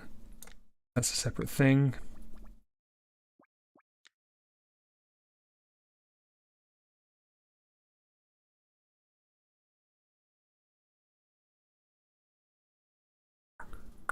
Oh, wait. Those aren't coming from there. That's going from there. And the play is coming from these.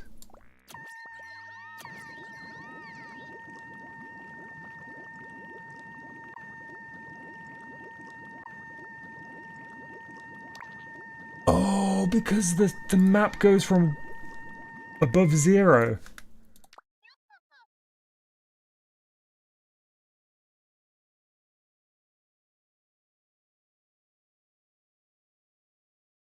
I guess I could...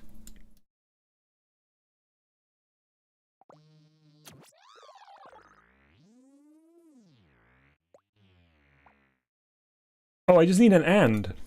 Right, I just need an and.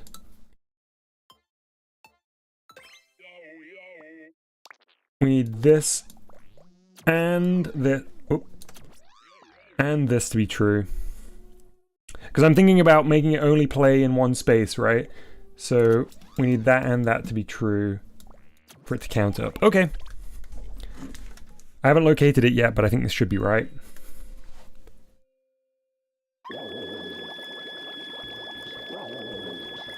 Ooh, ooh, ooh, ooh.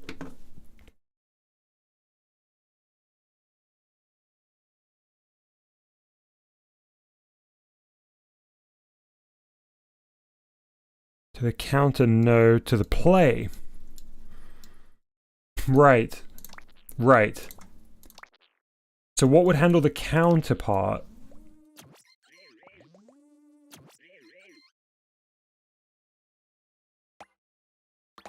Can I just keep it as a constant 0.1? Does it not matter?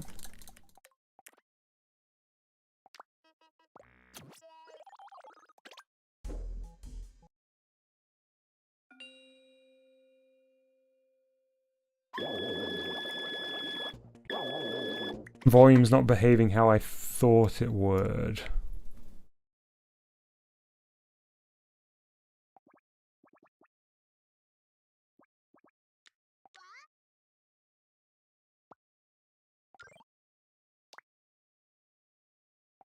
Um...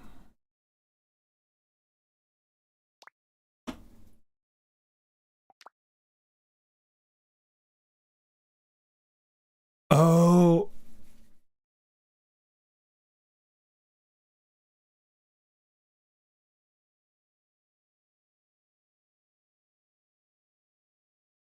We need another and. Oh, wait.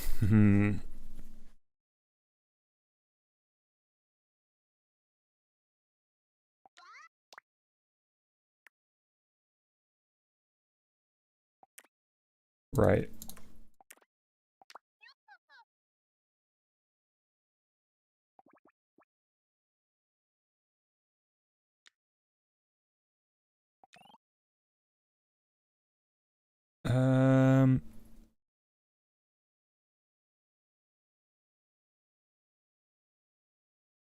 Another and here. That will be...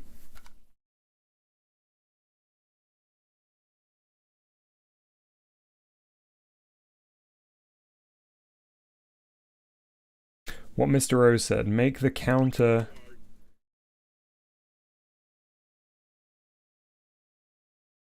Make the counter 0 to 100.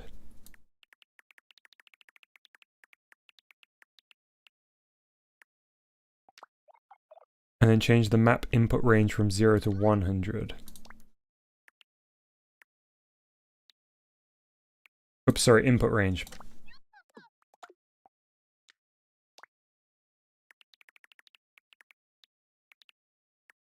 Why are we doing that? What's the reason we're doing this?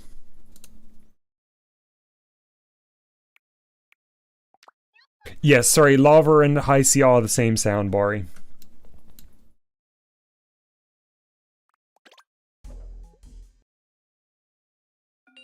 Then connect and back to counter.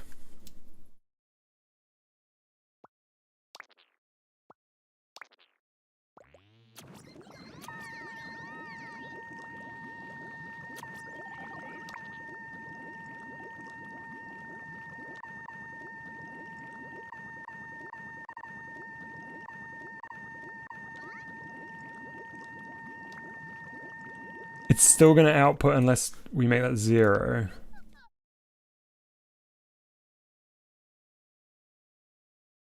So the 1 is interpreted as 0.1. Right. Right, thank you. Right, yeah. So now we only need... go from here to here.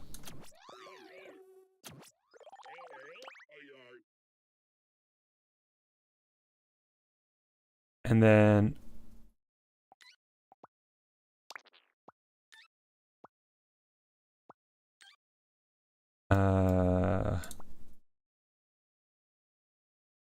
Oh, no. We do still need the and.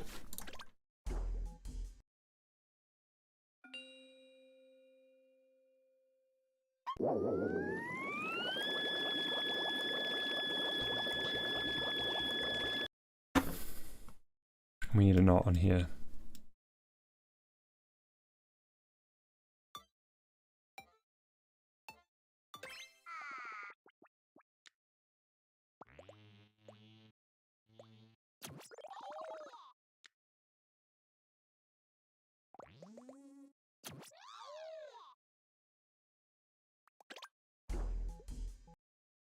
Mimus says this is good tea kettle ASMR.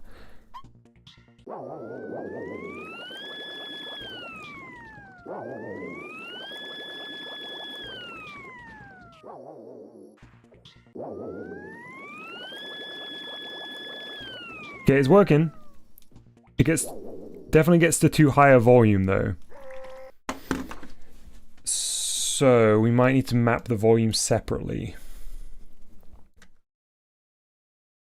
Oh, they're not attached to the location yet. Thank you everybody for guiding me on that. Close enough.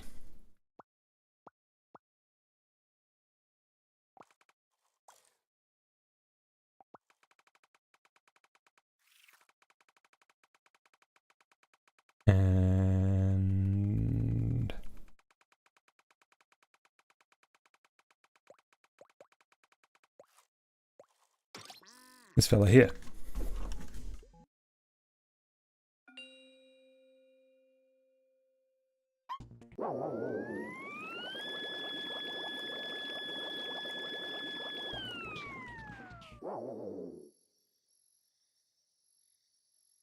I think the sound is too uniform. I think if you could add a little waviness to the pitch, I think that would help. I agree, Scrubs. I don't know how I would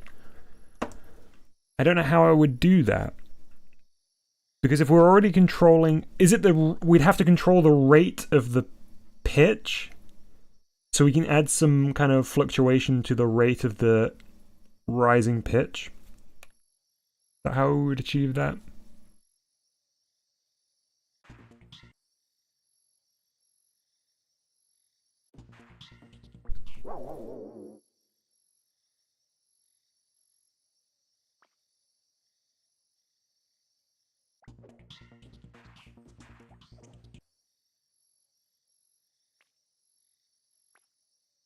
I'm really liking the hiding places in the kitchen, by the way. Even before we've got the unique art in here. I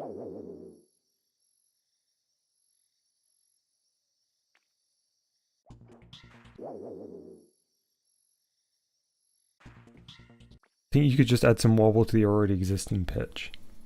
You mean when it reaches its... Because we're having it... Because the input that we're feeding to the pitch control rises, right?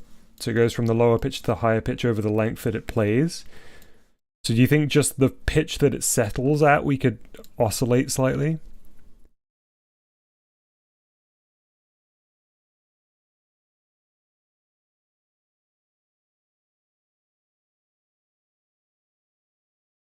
It's almost like we'd need a range that it moves between as it goes up. Like a sliding range of... Man. Oh! Could I do that if I put a counter after the map? Or before the map? An additional counter that does bounce?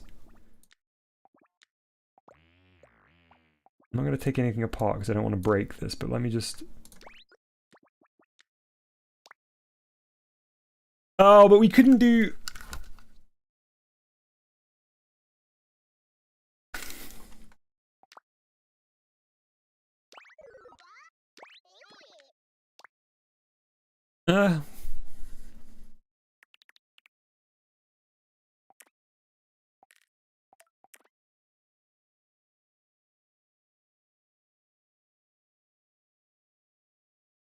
You can't have a map... I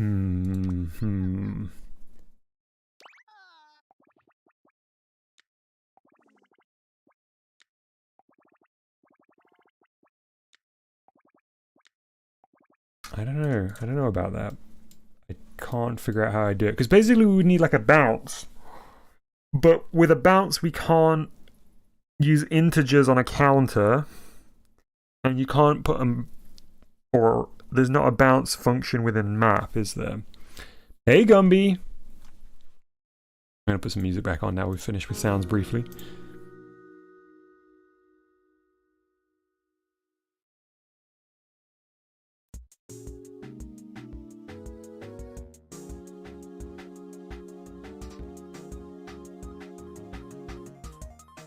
There's something I really want to do in here. So if you remember in the kitchen...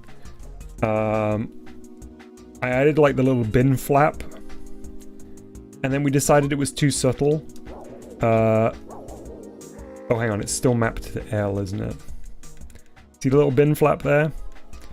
We decided it was too subtle for a hiding place. So I think what I'd like to do instead is have Polter-Guy hide in the bin, but like the lid of the bin to pop up while they're in there.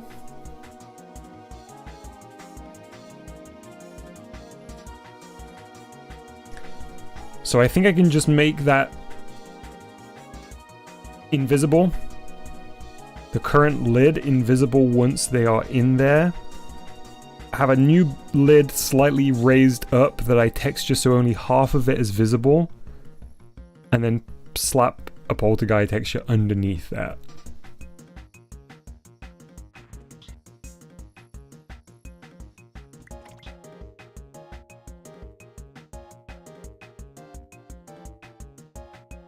Don't worry, this will not require a hinge.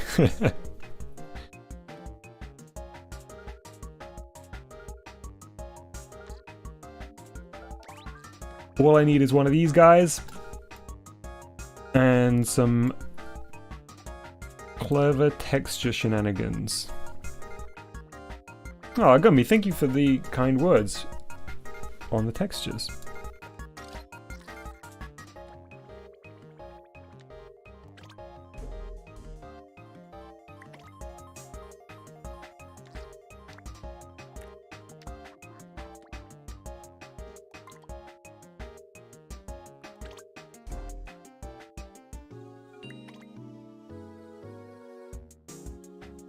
Hinges banned for mental health reasons. It was just that we had a lot of Hinge action yesterday, someone. And we have finished them. There's no reason for us to do any more.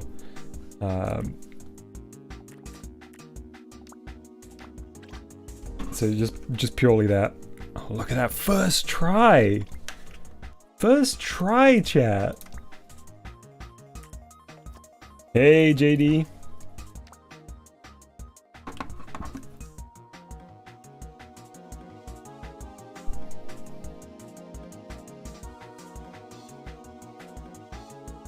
Hinge-induced stress.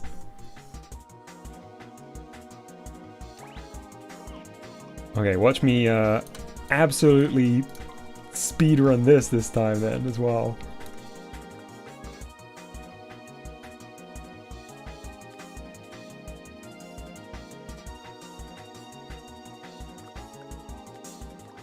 Oh.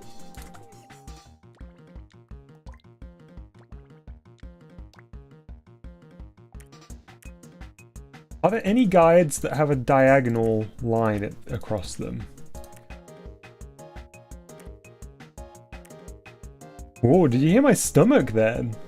Wow, my stomach just made a wild noise.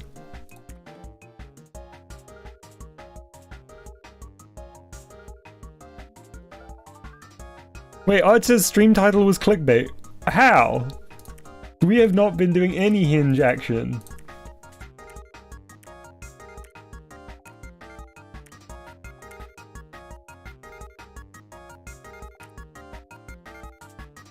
Okay, that might help me a little bit with a diagonal here. Spoilers, it did not. That was a bit better.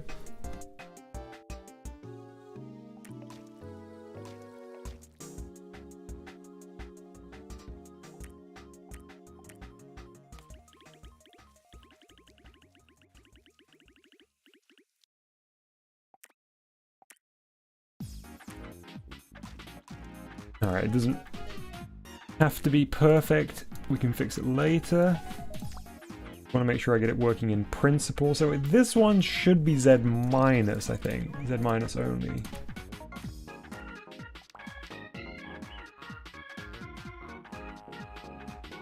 Ooh, is it banana review time? I think let me get this texture working and then it's banana review time. Yeah, look at that! Woohoo! So Z plus.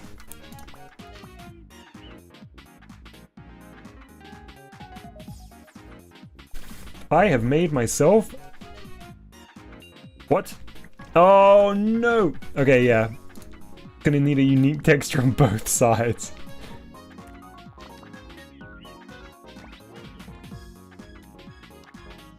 The reason you're all here. Banana review.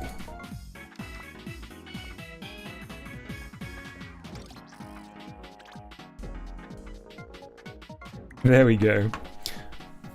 Our slide node on allowed this stream. I guess technically I don't think we're gonna need one. But I guess I'll allow it. Ooh!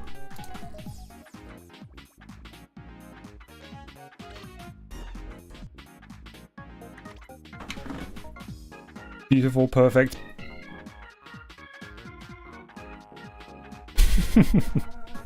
We'll note on check at half past, because I've missed it again.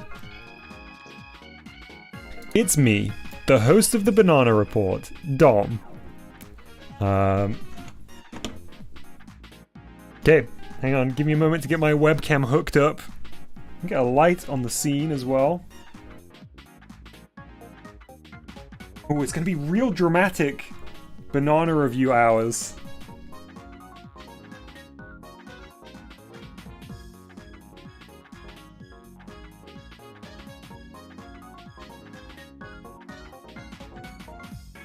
Got to go through the somewhat multi-step process to get my new webcam connected.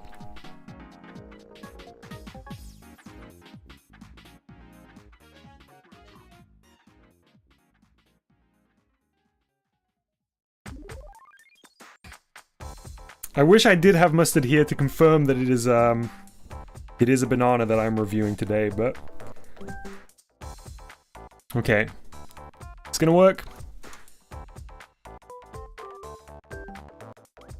Oh yeah, it's gonna work. Look at this. The best thing since sliced banana. Okay. Here we go. Today's banana review. Color. Much improved from the last 2 days. I would say pretty much banana colored now. A little bit of green left on the tail.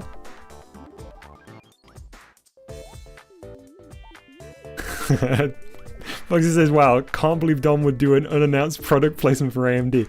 I don't have anything in my computer that's AMD. I don't know how I ended up with this mouse mat. I got it from some event at some point. That's a proper banana there, mate. Not as much speckling as I would hope. We've not got any freckles yet. But overall, it is like a cartoon banana. This is very much like something that someone would make in Blender. Voxy says, also I didn't think your desktop would be so reflective. Here's the thing, Voxy. All this time, I've actually been rendering this in Unreal Engine 5 with ray tracing turned on. This isn't actually a webcam. This isn't actually my desk. This isn't actually my hand. It is extremely reflective, huh? Okay.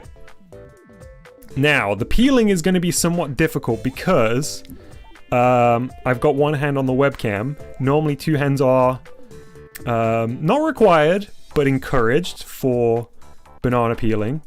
So I think I might go for a split on the end here and pull it back if I can. Is it possible? It's possible. Okay, let's think about the peel here. There's not...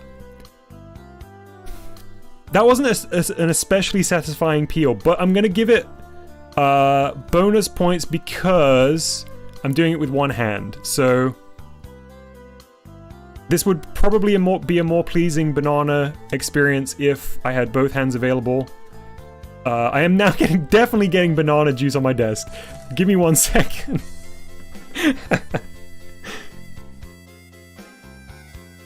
I will do the rest of the peeling off camera. Okay, I'm back.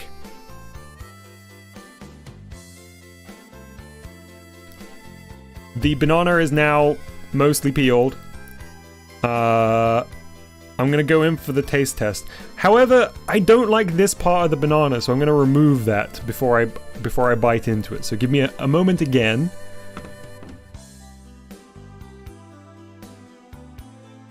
Okay, here we go.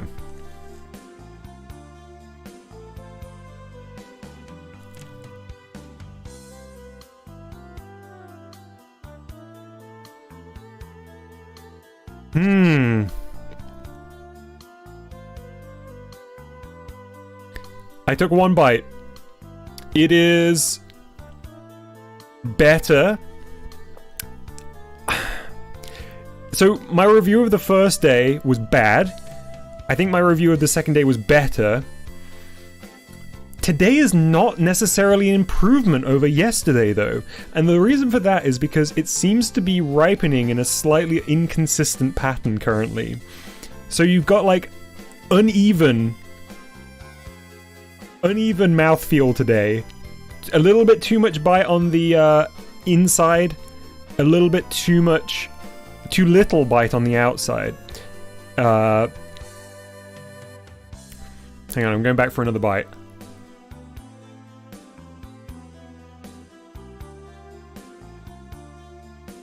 That was much better. So again, yeah, we're seeing uneven ripening here. I'm gonna guess the further I get into the center, the better it's gonna be.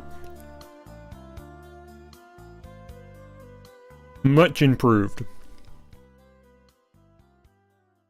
Okay, my review score is going up.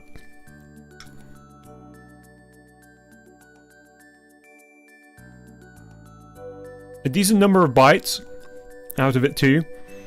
There's not, you know how sometimes you get a bag of crisps and it's mostly air? I can confirm that the entirety of the banana here is actual banana. There's not any gaps in the packaging here just for air or anything like that.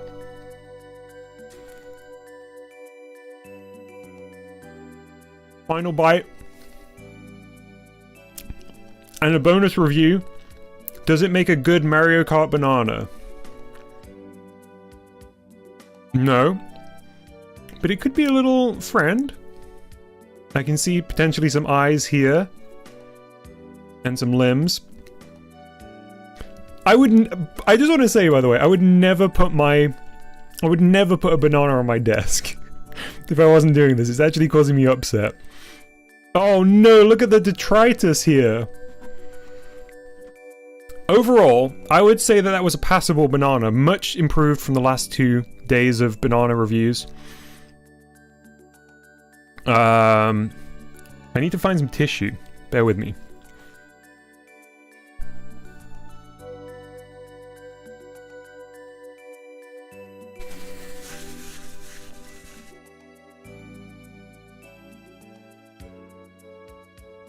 There we go.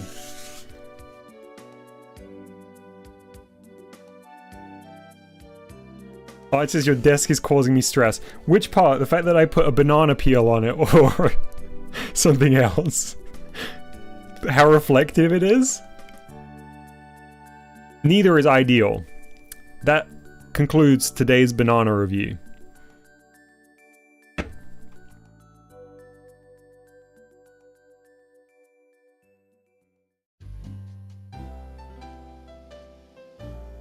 Alright.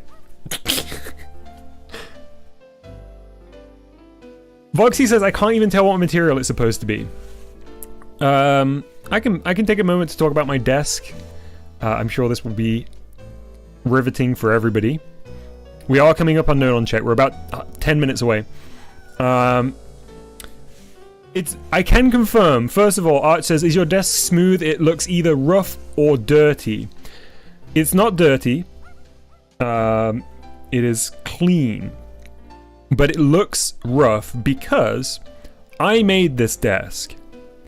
And it is made of a really cheap MDF, it's made of wood fiber, like that really cheap material, which was then coated. So it has fiber visible underneath the coating.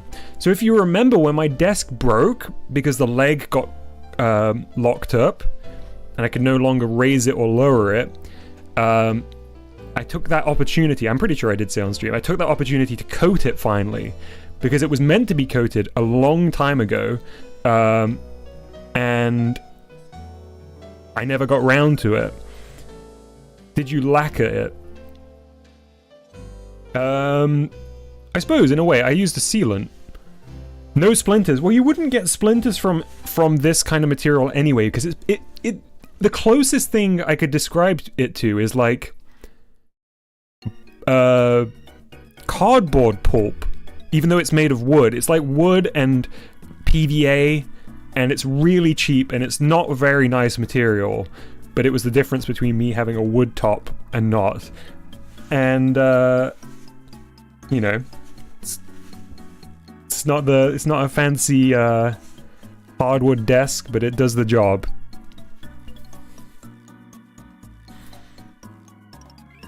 Anyway, let's continue.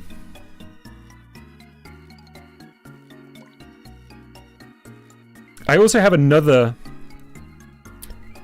desk, the one that my cutting mat is usually on. If you've ever seen in one of my videos where I do like an in-person thing and you see my cutting mat, you know what I'm talking about. That is a similar material. It's just so cheap that if you know, pick up some cheap A-frame legs, or in my case, this standing desk legs that were very, very cheap compared to what you would normally pay for them, you can just slap on a desktop of a custom size. Okay. The bin lid.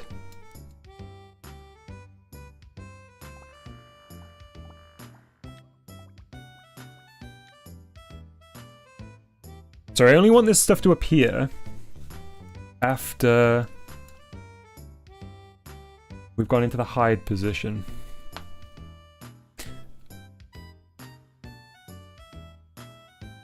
GBG has no bananas, 0 out of 10, says Arch.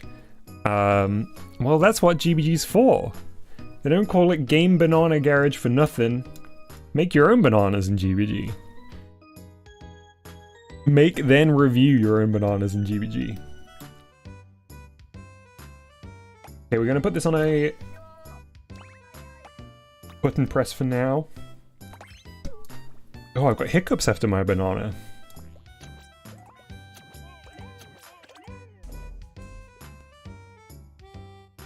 Good. And we want to make this one invisible.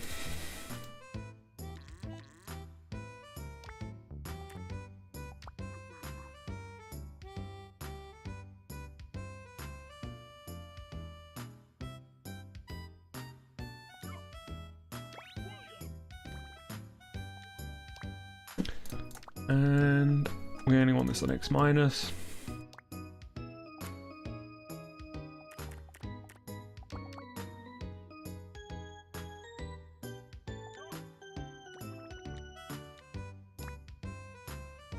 And then we want this on everything else but X minus.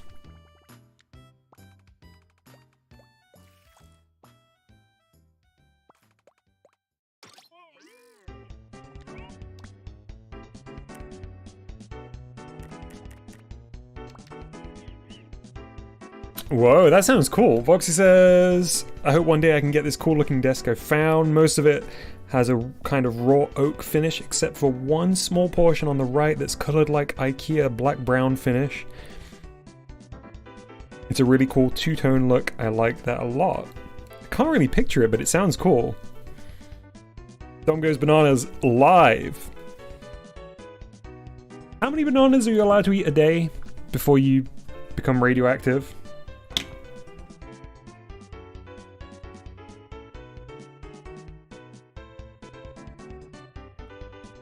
Okay, so now we're going to turn these off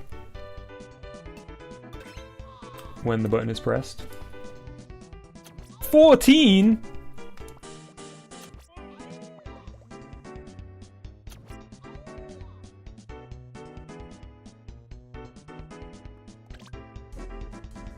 I wonder whether I could eat 14 minutes.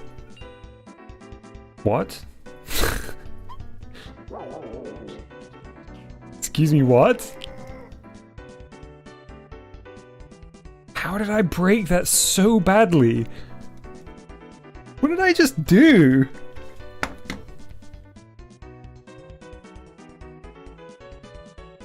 Oh.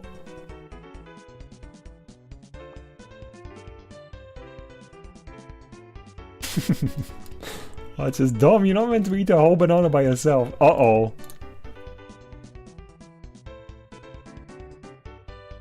What did I just do, though? Oh, I think I attached it to the wrong one of these. I did. Okay.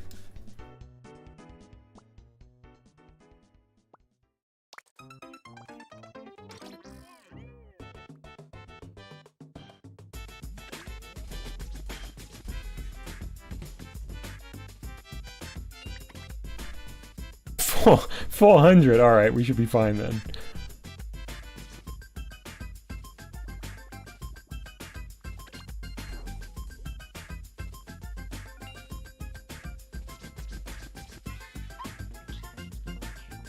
Okay, I also need to make the door disappear in the same way.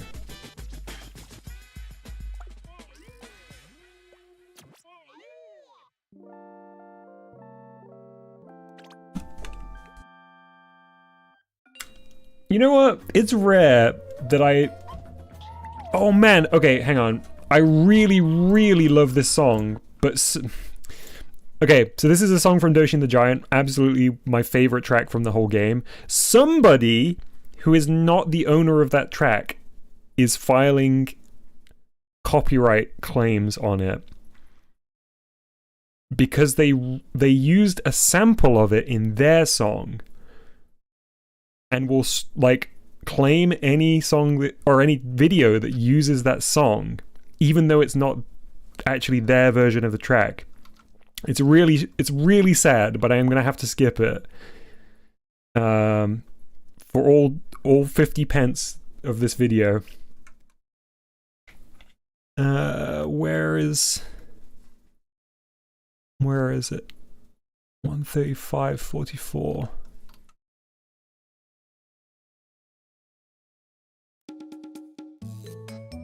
There we go. Sad, because it's such a great song.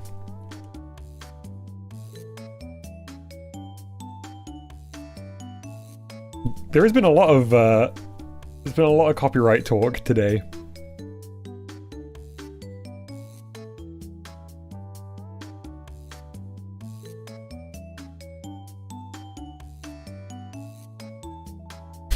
Gumby says, what video? I was recording a video for a video to be part of a video. Well then.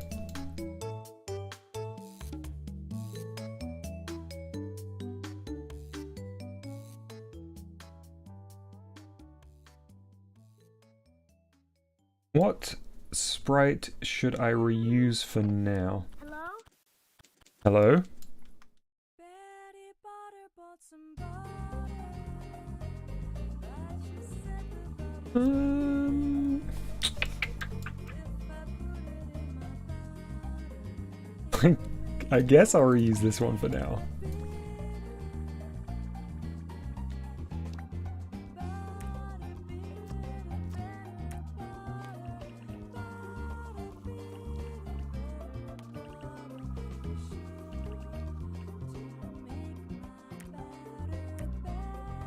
It is node on check time. I will do it as soon as I've redrawn this.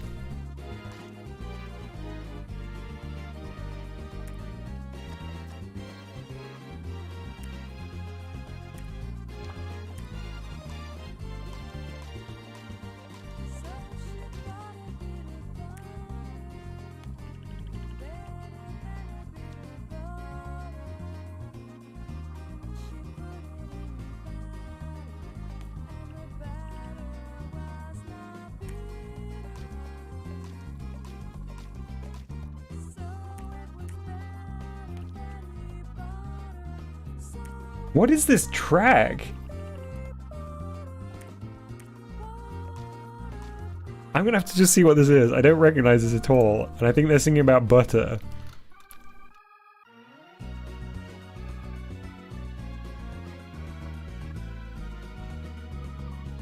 $140.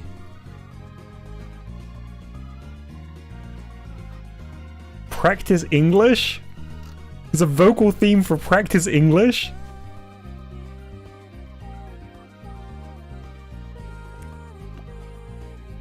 That rocks. We'll have to look into that.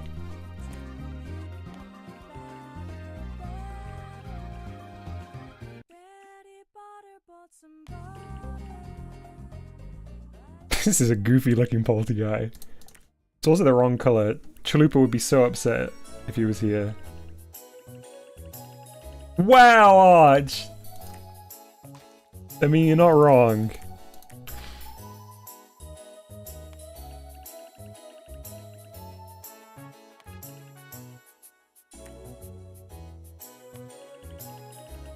Can't believe you do this, Arch.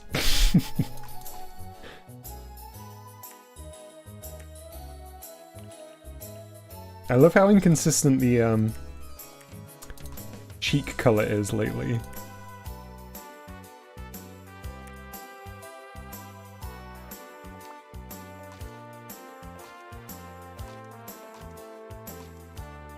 This is definitely also not the right blue I'm using here. There we go. Game's going well, hell yeah. We're doing a new sprite, placeholder sprite right now, for a new hiding spot that I think is going to be a fun one.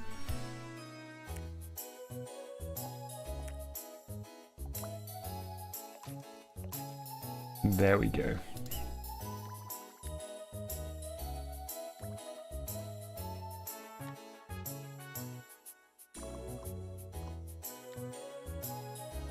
Ba-ba-ba-ba.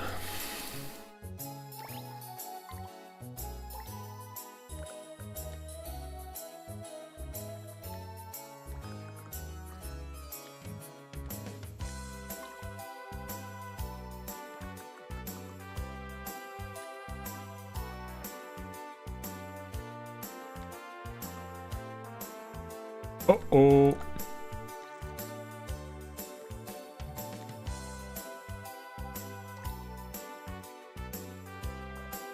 If this lines up first try, I will be astounded.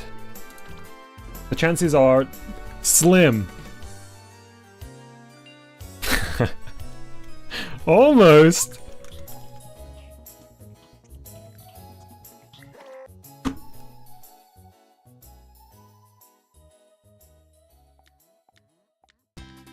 First try.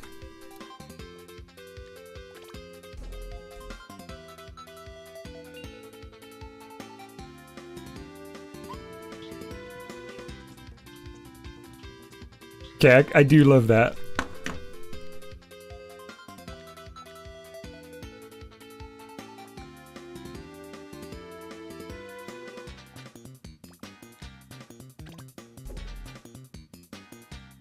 Oh, I got greedy.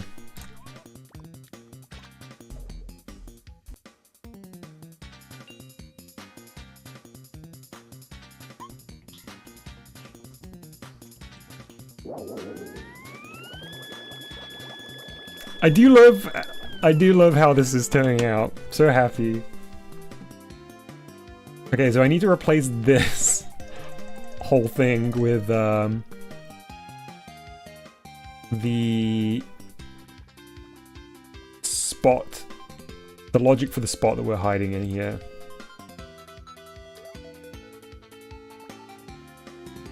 Means we're gonna have a lot of spaghetti.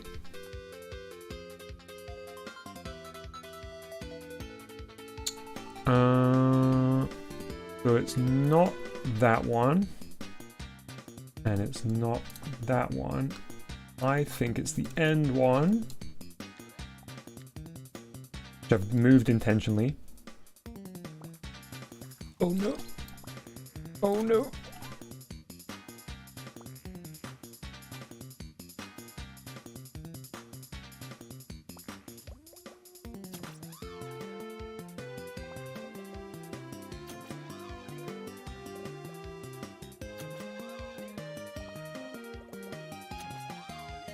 Okay, let's move it back.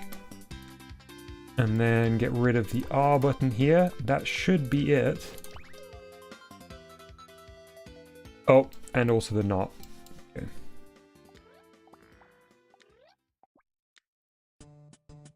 Oh, wait, I promised the note on check. Apologies, Scrubs. Yeah, I need to do it now. Okay, let's note on check. 473, it's creeping up! It's creeping up! Okay, let's see if this is working. So we should now be able to hide in the bin without any issue. Yes, yes.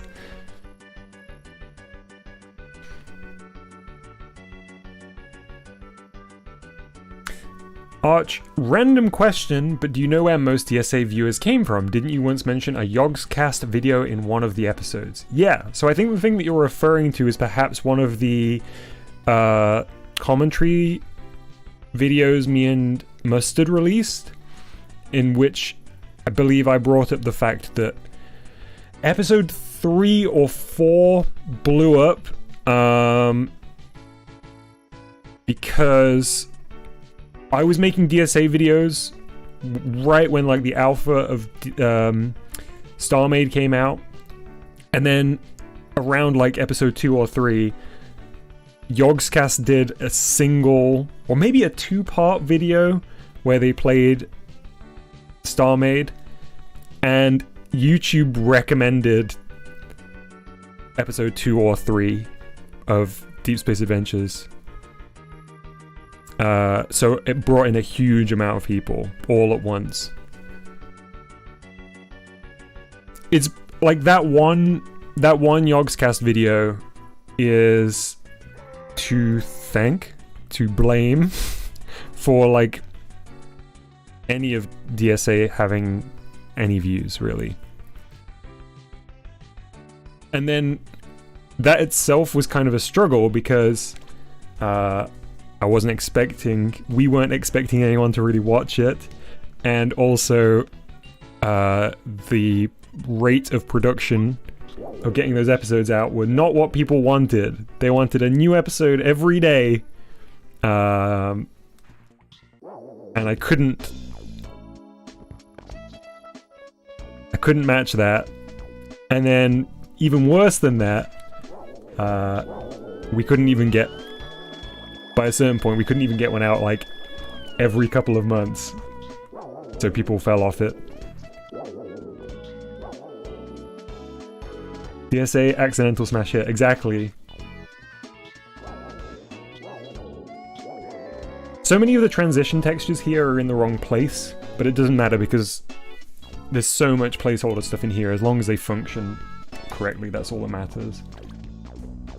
Kitchen's getting close to being fairly complete. There's only the graphic for the kettle that we need to do now.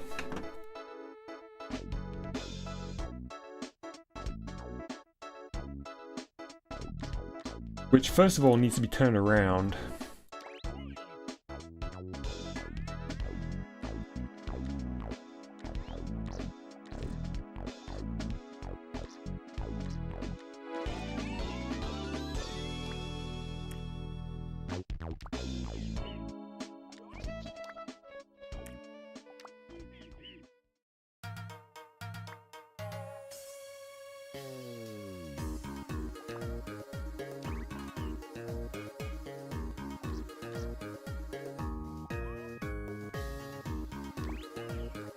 Okay. Alright, we're gonna have a fresh placeholder Polter-Guy drawing here.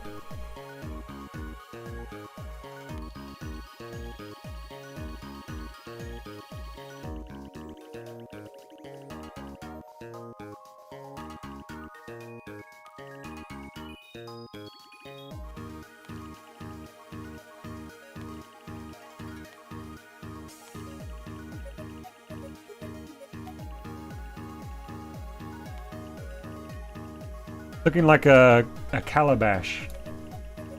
What are they called? That one sort of gourd that you can dry out to turn into a water bottle.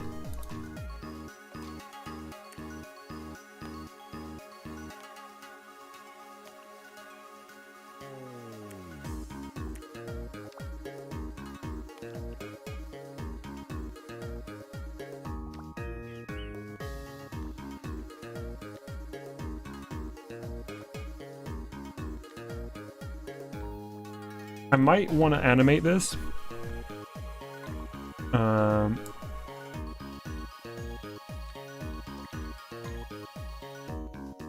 When the time comes, but let's see.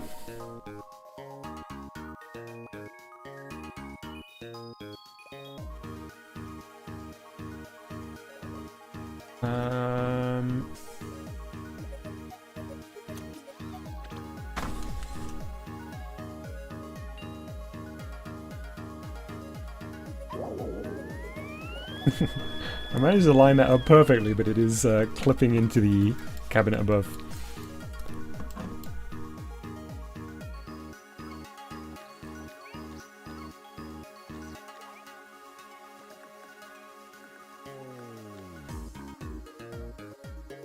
Also, thank you, Arch, for the very kind reminder.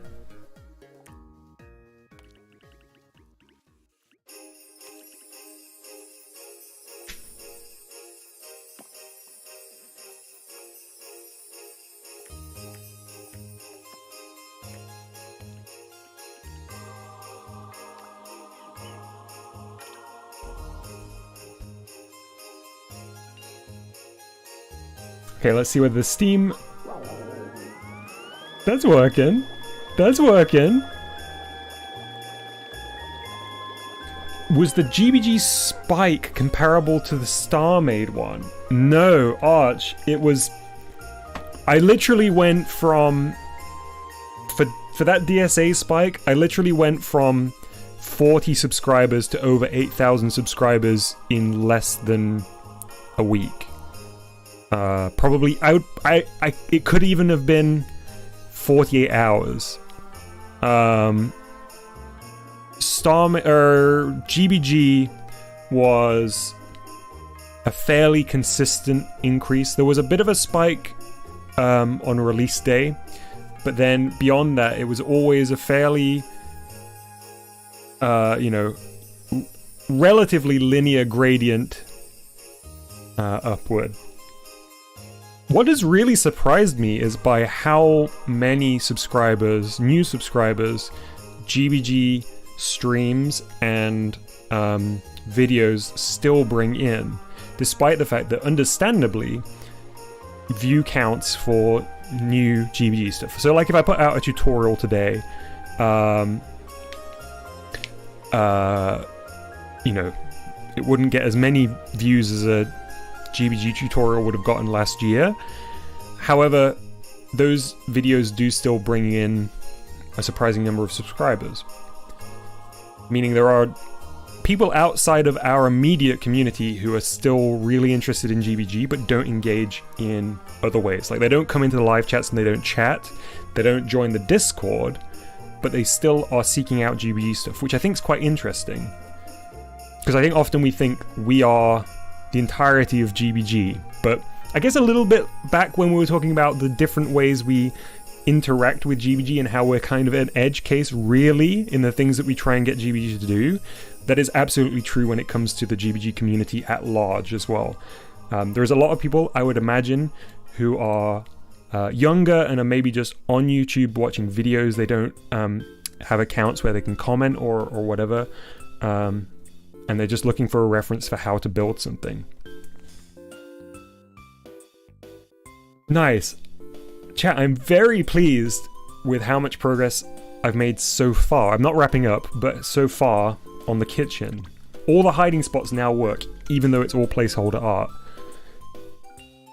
So, we have the kettle hiding spot, we've got the bin hiding spot, we've got the refrigerator hiding spot, freezer, and the door hiding spot as well. Very nice. And we've also figured out the logic to get sounds to only play in one side, not both sides. Thank you to everybody that helped me with that.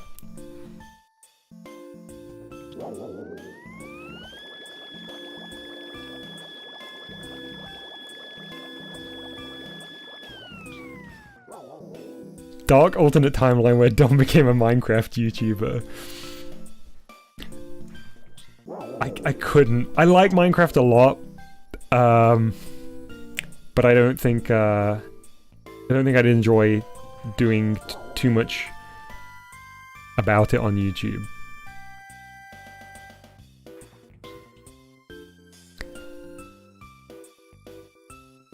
Okay, Superstar Studios plush.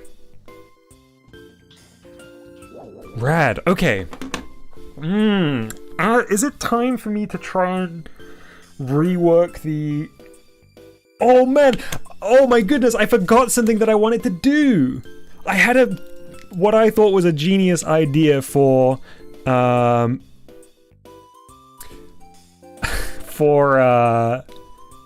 frog cameo.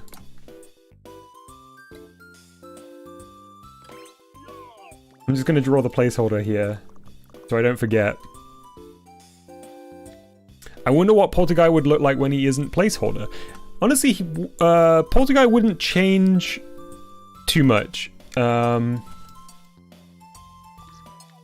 is always gonna look like this, outside of doing goofy stuff like this, and it will just be a case of cleaning up the line work.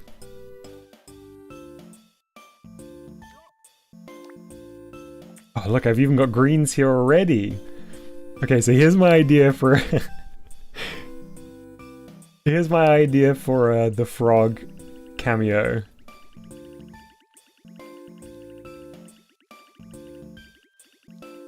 I'm gonna see how quickly someone else can figure out what my plan is. Is this on a computer? Asks Superstar Plush, or are you using a mouse on the Switch? I'm using a mouse on the Switch. GBG actually supports USB mouse. Yeah, has GBG mouse support inside for things like texture tools and on the programming screen. Not Froggy Chair, not Animal Crossing Froggy, but I like the guesses. It's definitely the frog from the Discord. Gabu Gabu. Man, I miss Chibi Robo.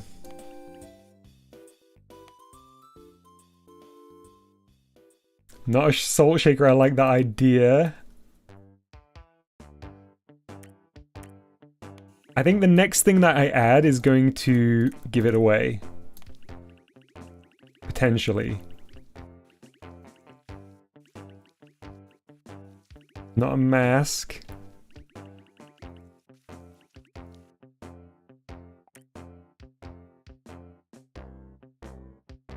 Not a fridge magnet.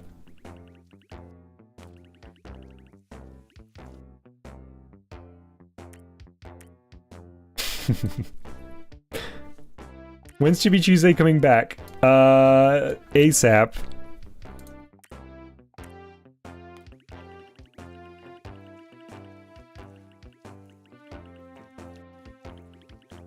I'm doing the... That's right, everyone's got it now. I'm doing the cat clock with the eyes, but as the frog. I had this idea literally in the shower. It was a genuine shower thought. This is not the final artwork, by the way. The thing is, the frog's got kind of weird eyes, which is going to make the left and right eye thing a bit difficult. I guess maybe I could take some artistic license here.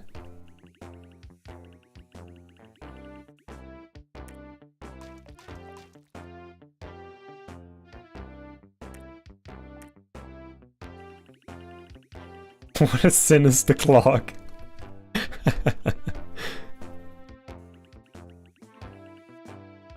Ah, there we go. That doesn't look so bad now.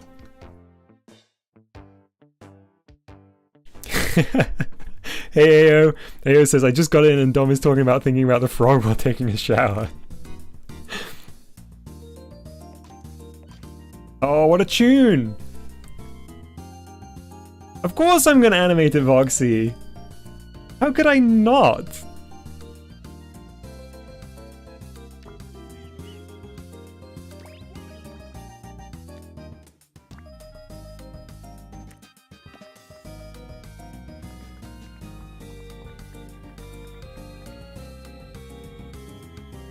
Man, I'm gonna have to play this immediately after it's finished. I love this song.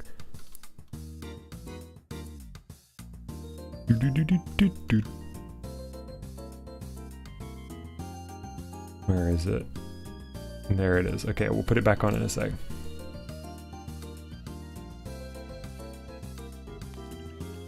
Again, this is just the functional test of this. This is not the final artwork.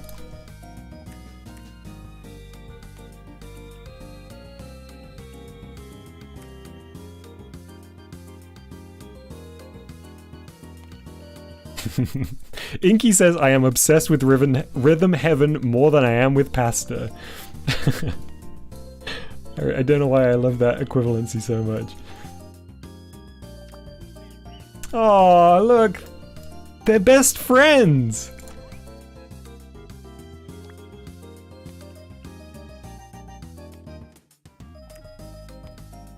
Find somebody that looks at you the same way the frog clock looks at the frog clock. That was difficult to say.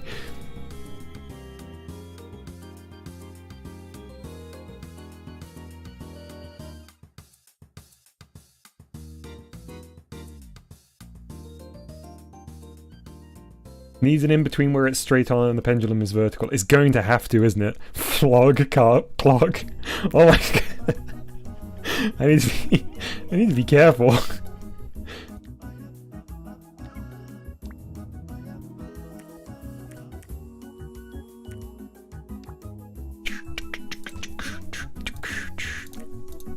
Man, tune after another.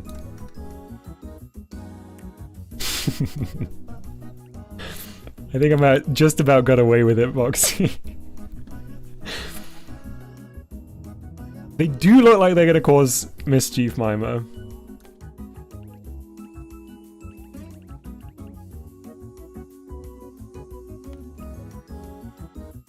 The frogs. Hey, Curb.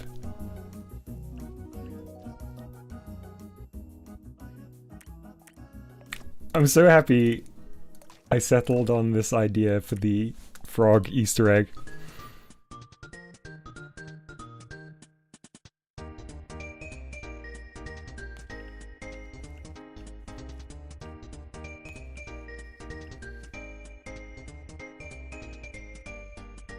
When the game is done, will we show it off in a video? I'll probably make a little trailer for it. Superstar Studios plush, yeah. I already did a, Mr. O says, you could make the pendulum move with a hinge. I'm just like furiously tapping the title of the stream. Passive aggressively in Mr. O's direction.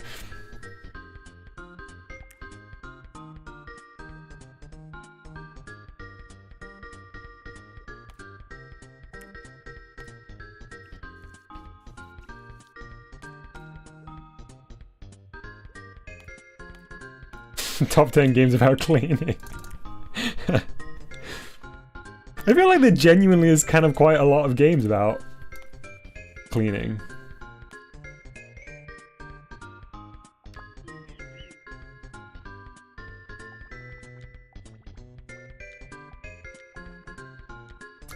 Oh, hang on. Top 10 hinges. AO says, is it normal to imagine the title being said with the Sonic Dom voice? Well, now I have to do it. 100% Hinge-Free guarantee! There you go. What's with the hinges not being allowed? It's just kind of a goof from last night's stream, RGC, because I spent basically the entire stream doing like 3 doors using the hinge node on and getting very confused with myself. Then you make a frog telephone in the bedroom, like the Garfield voice. A Garfield phone! Quick, we need to put the Get Better at English song back on.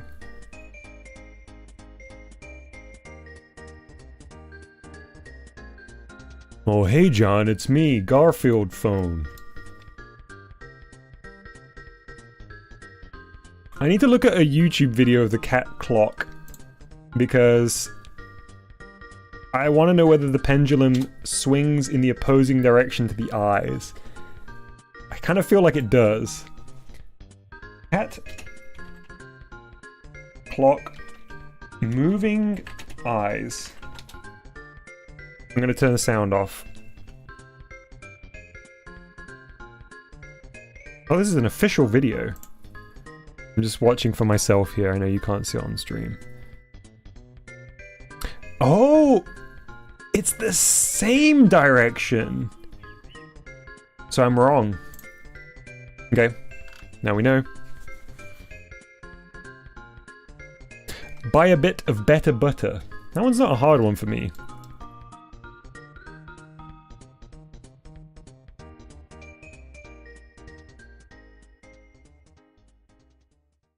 Oh, nice, you got it right, Scrubs. Yeah, Ayo, this is a fantastic playlist. I'm going to shout out the name of this playlist, because I've used it before and it's very good, and I'm pretty sure I shouted it out before.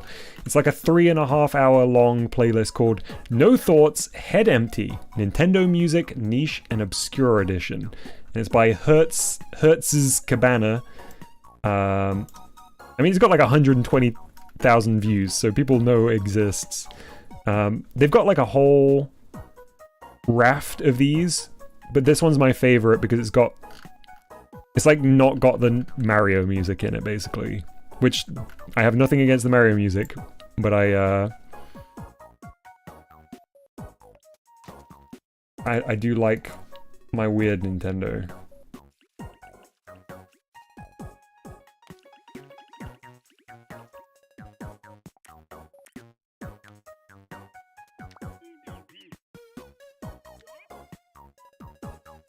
I think I prefer the opposite too, Arch. Let's leave it like this for now.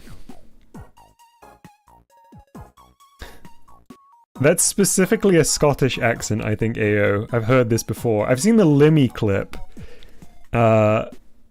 where somebody mentions it. Purple burglar alarm. It's not difficult in British English.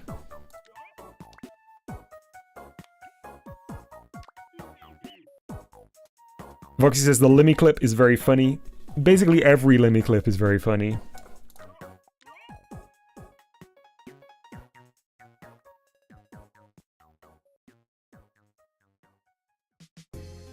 RGC says, do you know you could have flipped the texture to save yourself drawing it a third time? I drew these two first, and I did flip the texture, and then I went back and drew this one, which I wouldn't have been able to flip. Oh, hang on. No, I didn't, did I? I didn't even flip it. I suppose it would have flipped the clock and the face details. Wait, hang on. Did I flip it? I did flip it. No, I didn't flip it.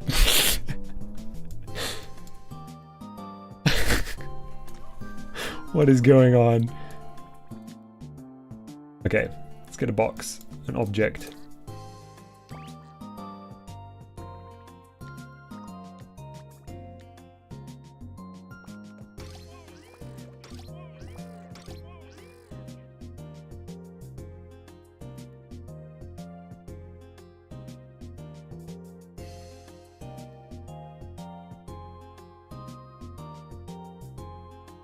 Okay. Where do I want it to be in the room? I guess it's got to go there, really. Oh no. Terrifying. They could be up here. Might be nice up here. It's a little bit too close to Mustard's head, and I think it's going to get obscured by the text and stuff that we're going to have in here, like the ready go text.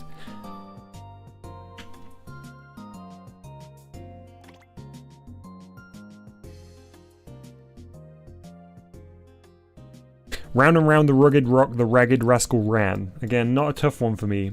I have there's weird bits of, there's weird stuff that I stumble over.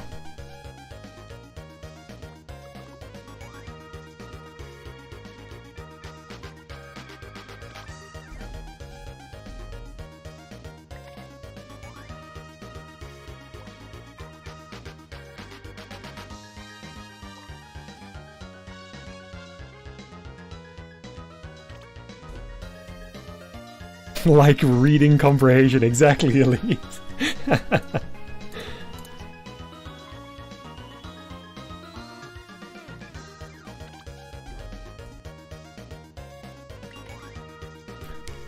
Yeah, like the word stream. I do always, without fail, get that wrong.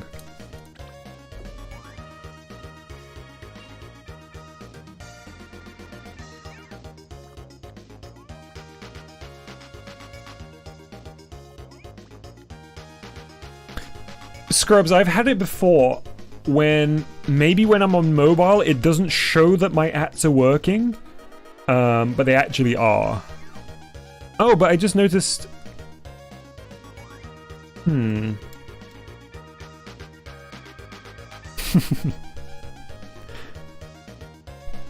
Everything is a tongue twister to Dom except actual tongue twisters, yes. Streamer screams reading comprehension in booths. Oh, you're on desktop then. I have no idea.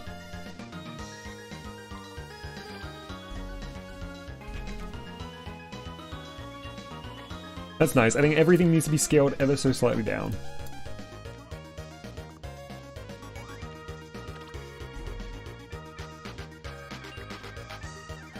Booths.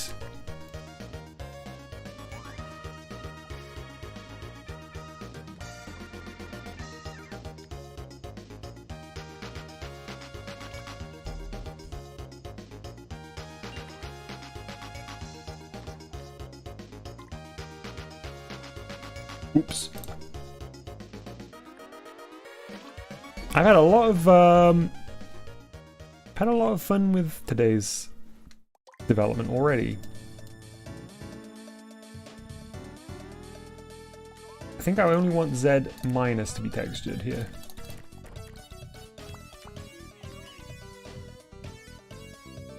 Oh, no auto-completes for the ads. That's really weird.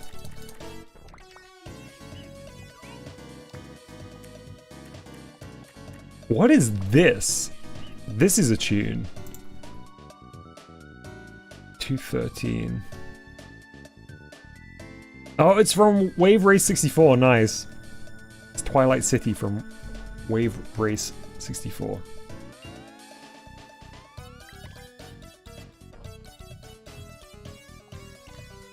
I'm gonna try and see whether I'm also having the issue, Scrubs. Let me see.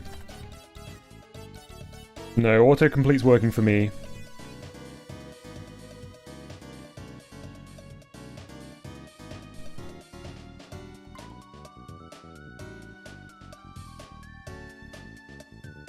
Yeah, Ayo, I felt like maybe there was some tempo shifting in this.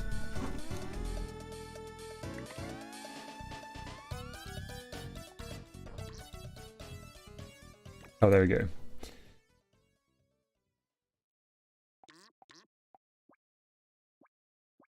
Cannot wait to animate this.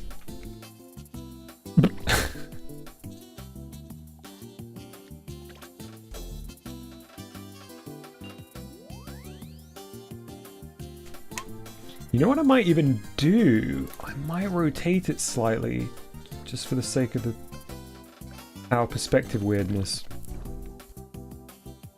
Not like that. Not like that.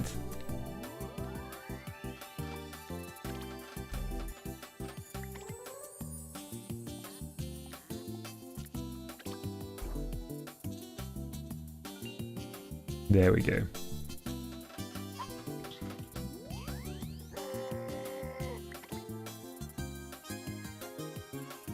Actually, if I move it back, I might not need to.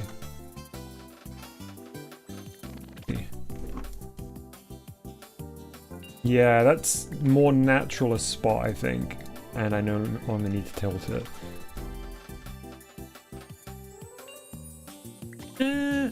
Let's tilt it and see. Nice. Okay. Let's get animating. Animation. Animation.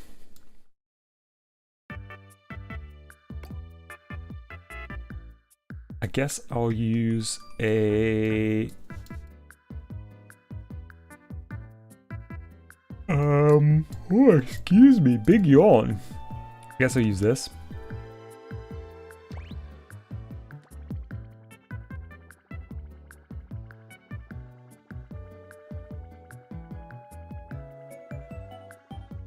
Nintendo sure loves their bossa beats. I keep using the backspace key on my keyboard. Why do I always do it when it comes to this? I guess because I know there's going to be a lot of deleting to do.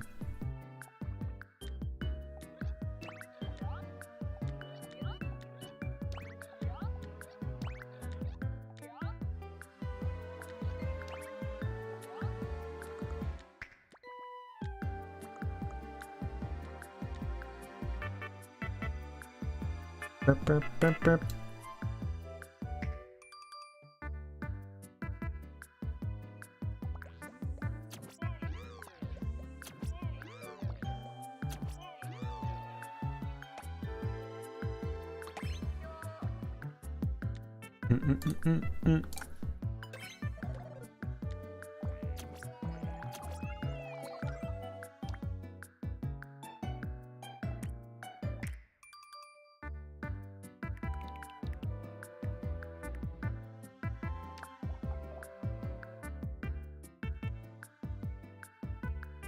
Has anyone ever actually hit the connection limit? Asks RGC exists. That's a good question.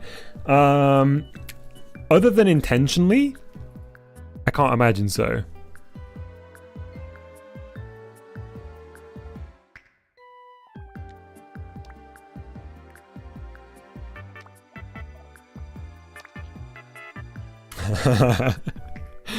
Glad that you solved it, Scrubs.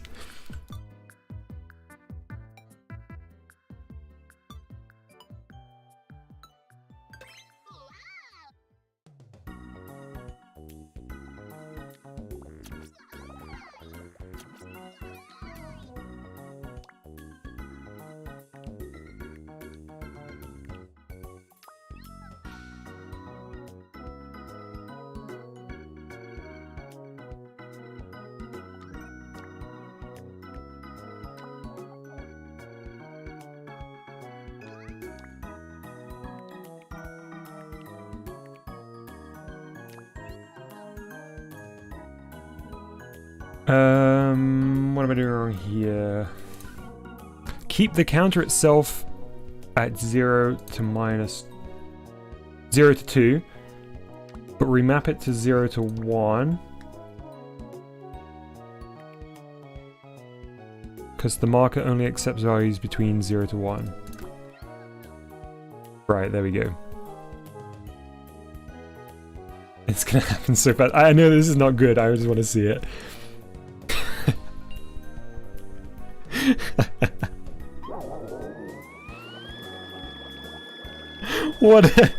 What a chaotic kitchen Mustard is experiencing. Yeah, frog clocks measure milliseconds. Reaching max connection limit with as few node on as possible. You'd be able to do the maths there, right? You'd be able to categorically say what that would be pretty conclusively.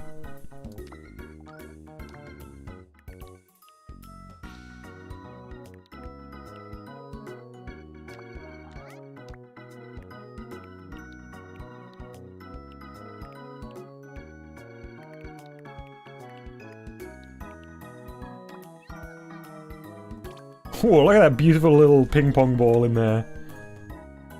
Still a bit fast.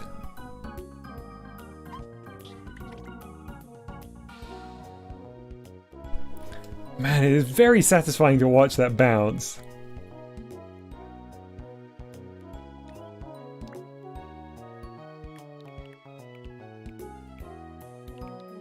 Try 20.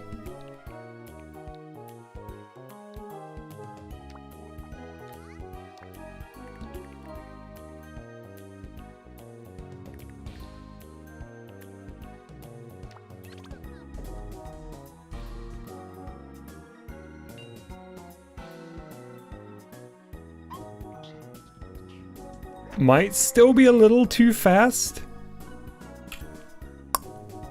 definitely too fast, isn't it?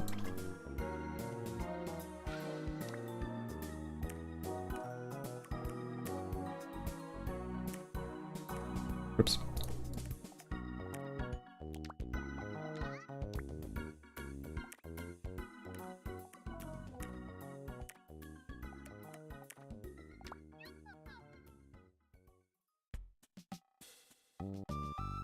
Oh, isn't minus 30 to 30 exactly 1 second?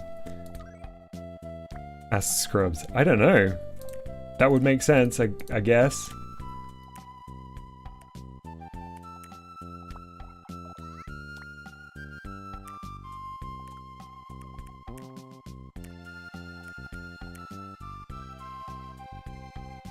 I think the pendulum should sync with the eyes. Wait, does it not arch? Oh, you mean the direction? Like the official frog clock? Yeah, I was gonna do that.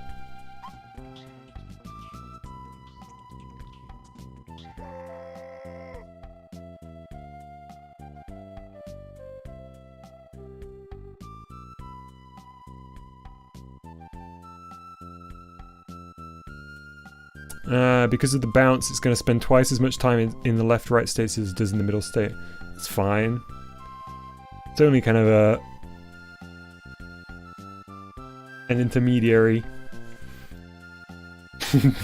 Alia says, you don't want to get sued for matching the official frog clock. I mean, cat clock. I think it's fine. I think this is fair use.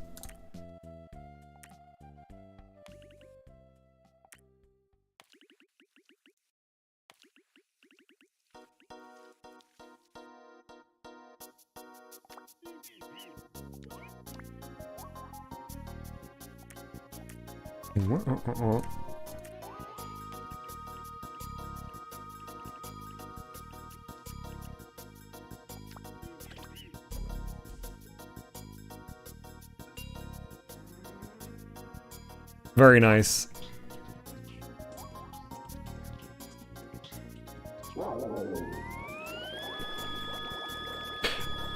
It would be funny. I know we've already done all of the hiding positions, but it would be very funny to have one where it's just Polter-Guy pretend. Whoa! What just happened there? I've never seen that glitch before.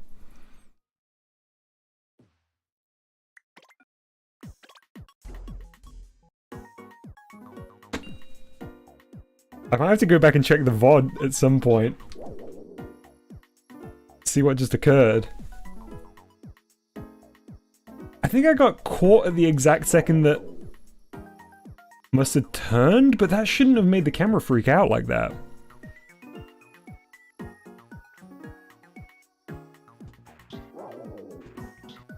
Oh, did I finish my thought, or did the glitch happen first? It would be fun if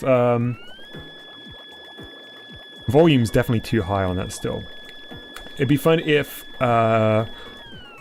Polter-Guy pretended to be the frog clock.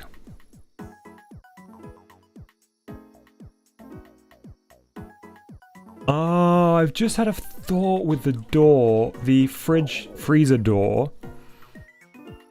It shouldn't open all the way wide like that. And Polter-Guy should be squozing up to the right-hand corner. Like, Polter-Guy's face should be squazened up to the right-hand corner. So they're still peeking round.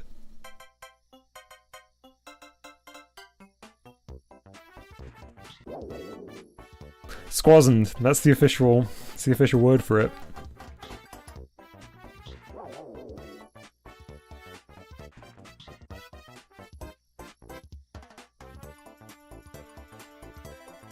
Welcome back, Sunshine Burrito. Ooh, okay, here's a question for all you big brain GBGers out there. Am I right in thinking it shouldn't be too difficult for us to randomize the starting position of Polter-Guy? Because right now, the starting position is always position 1, which is by the television in the bedroom and by the kettle in the kitchen. And that's because the marker always starts here. So it's receiving... It's receiving a couple of different things. One is...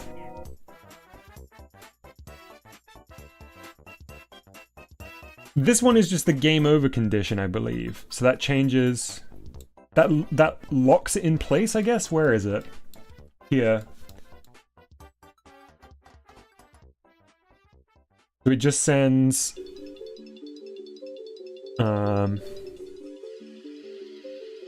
You're looking at the Y port. Right. So that goes up. So it's this one. Thank you, Voxy. Generate new position. Here's how it's handled. Constant going into a random, calculator, counter, and map. But also the A button press.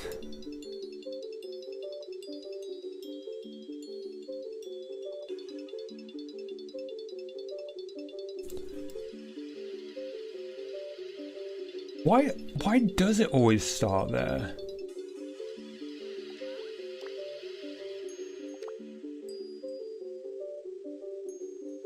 Just send a signal to the second port of the calculator. Could I do it on a button press for now, while we're testing?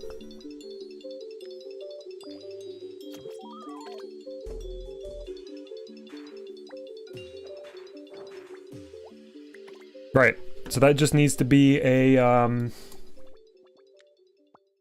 random. I guess you could trigger the random when you select the bedroom. Or, yes, well, I mean either of them. They can share the position.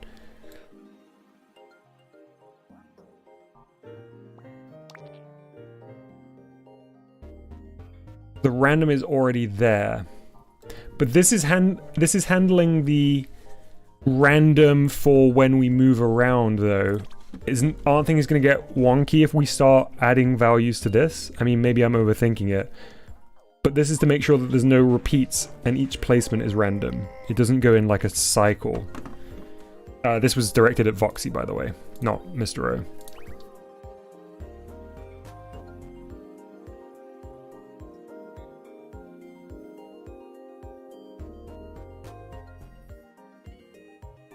Shouldn't be a problem.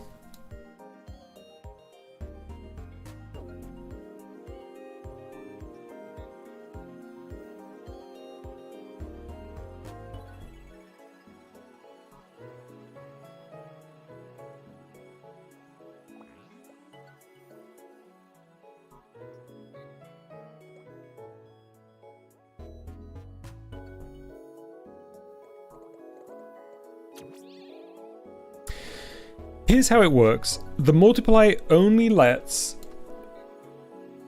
the random node on output into the counter whenever you decide to.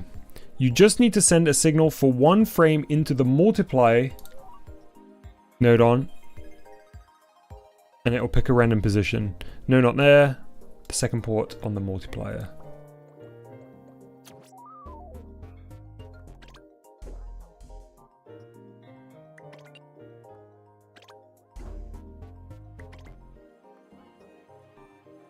I wonder whether I'm going from the wrong thing here. Most likely. Just do it from these to be sure.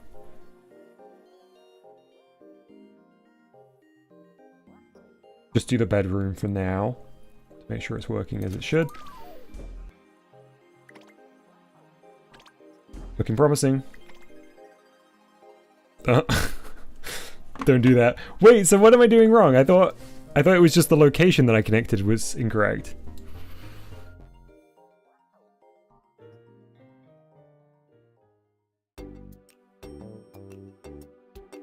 Sorry, Voxy.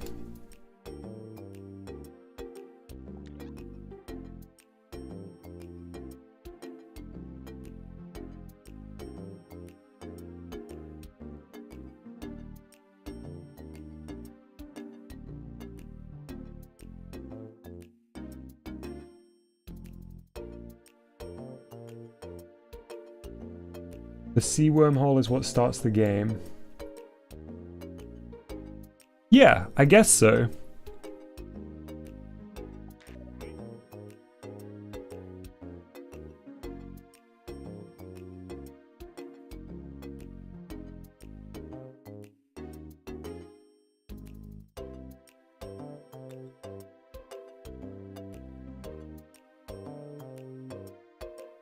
Send the sea to the multiplier second port.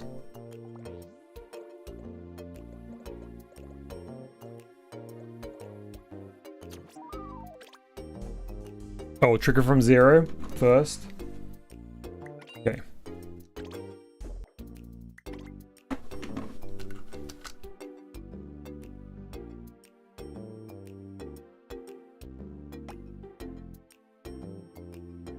Ah, the sea is already 1 frame. Okay.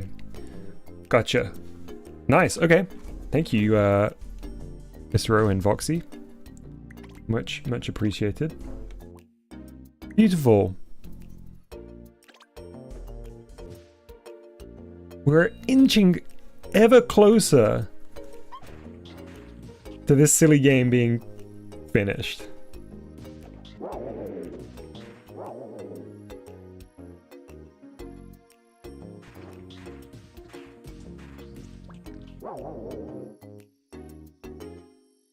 I need to get rid of the effects at some point soon, but I'm not going to do that until I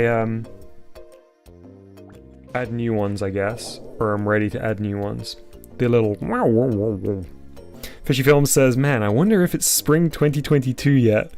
It's not spring 2022 until Polter-Guy sees its own shadow.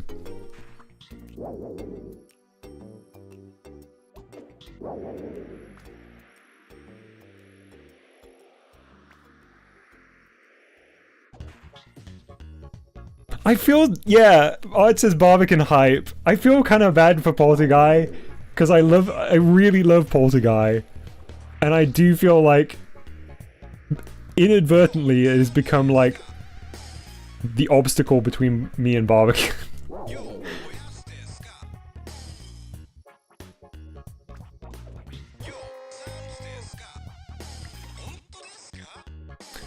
Honto desu ka?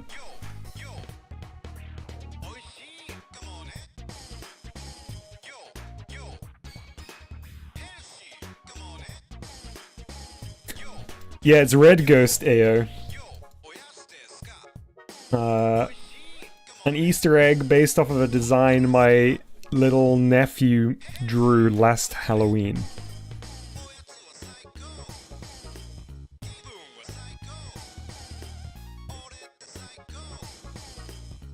Hey RJ, no hinges today, we're all hinged out.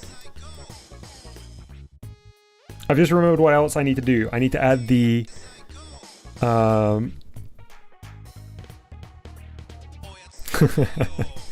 Barbican is actually just a link to the private DSA wiki, says Elite Octo. Sure. Hey Chalupa, we've been busy.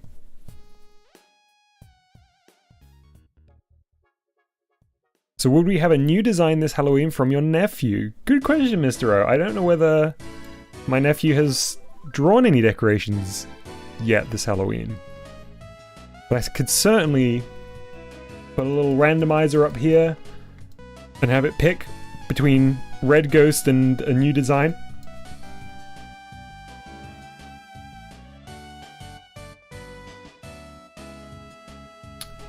Lights. Okay. I need to do the lights next. The light effect. Because as I mentioned yesterday, Polter-Guy is meant to glow in each location.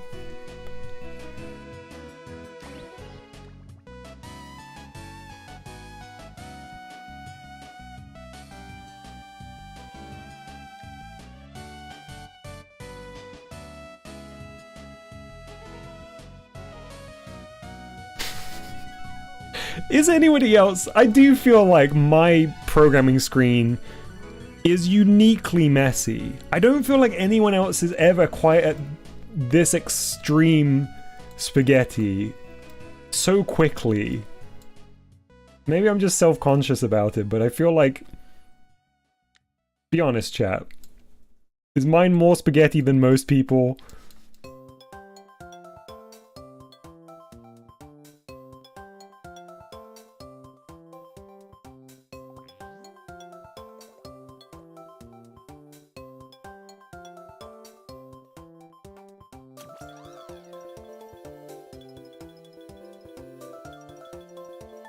Hey, Dallas, aka Grape Juice TV. Boris is not more than mine. Yeah, but Bori, you're using probably your Brum model as a comparison, which I don't think is fair. That's like it's a work of art in itself.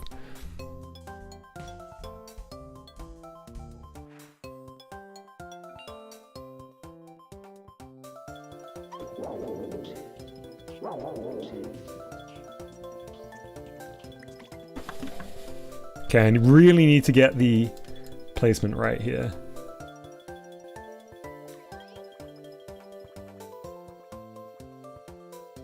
Alone's also like this huge,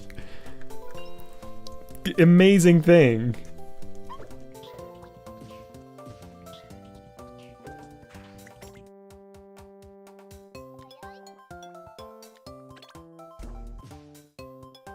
Oh no!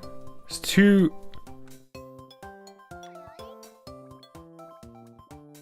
bright. Maybe this won't work. Did I change the camera while you were gone? Nope.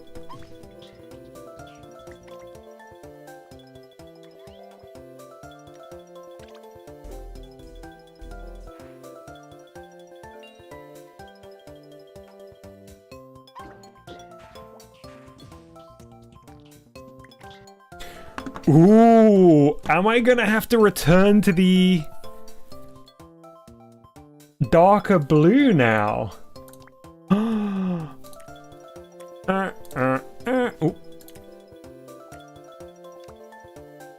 Oh, a lot, Chalupa. We've got so much done.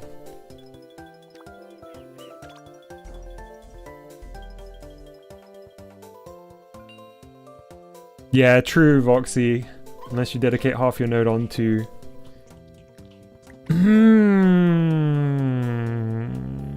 This isn't looking how I imagined.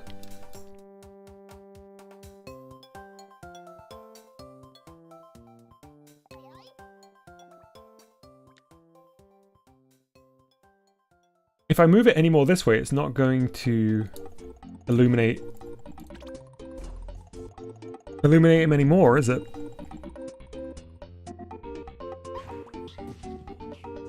Oh, it still is. Okay. What's the problem? I had a vision that Polter-Guy would always be glowing, and then I kind of accidentally did it yesterday in a way that I really liked the look of. And I don't know whether it's going to actually work how I anticipated, so just doing a little bit of experimentation. But I suppose for everyone new who's joined recently, I'm just going to quickly show you what's been done today, or the bulk of what's been done today. Kitchen, still lots of placeholder art here, but functionally complete now. We've got all our hiding places with placeholder art, as I say. Got a boiling kettle sound for this hiding spot.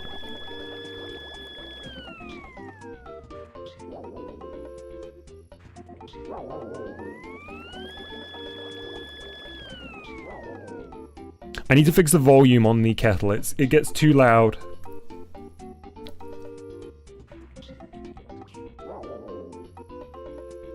Yeah, but most stuff all right in here. Pretty much done. I do want to put a calendar on the wall over here.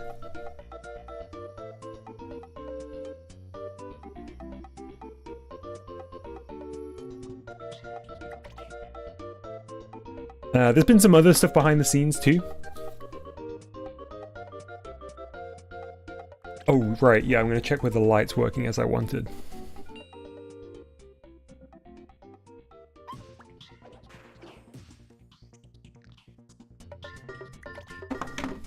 Still very bright.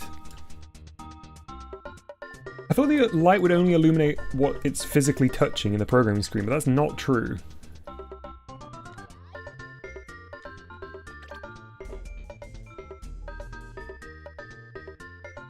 I like how for the kitchen the hiding spots aren't that hidden, yet for the bedroom, Polter-Guy actually tries to hide. I like to think that Polter-Guy is really just playing a game with Mustard.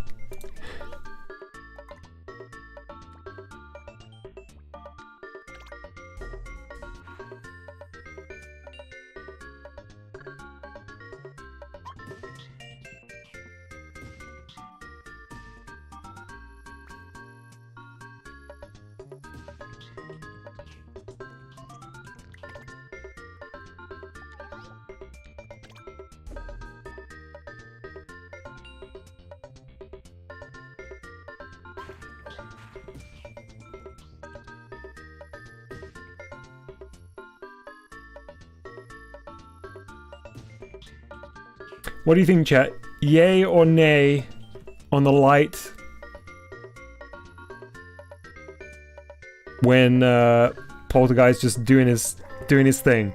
My logic for that was not only did I think it looked quite nice, I think it does help point the player to the fact that they are Polter-Guy. Because I think the instinct when you first boot this is that you're the guard.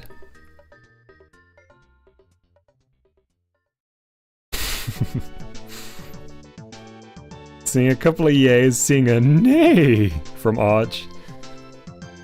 Alright, let's just have a play with some more light node on and see. We'll do a full proof of concept for the bedroom here. We may... no, we probably can't. I was about to say we may even be able to duplicate this...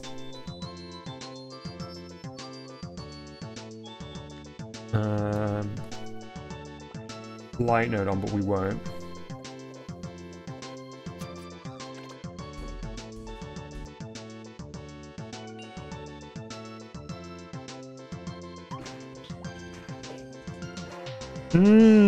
That looked nice.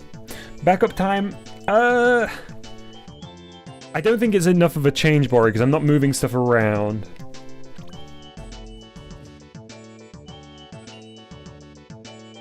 Yeah, well, I suppose I could just... It might be nice to have a backup just because then I don't have to undo everything. I really love how it looks by the television.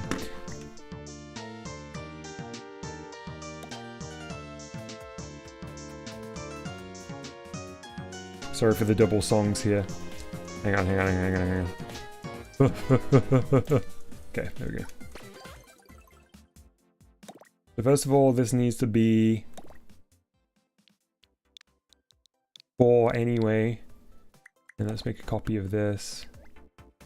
4 L for light. Oops.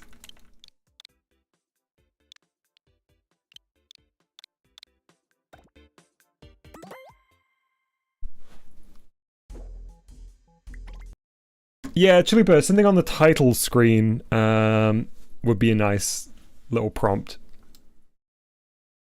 Putting some text on the title screen would be a good idea.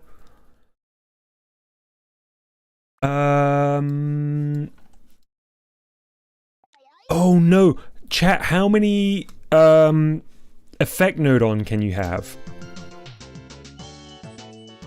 Is it like a really strict limit?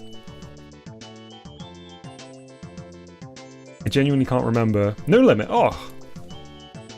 Wow! Good job, GBG.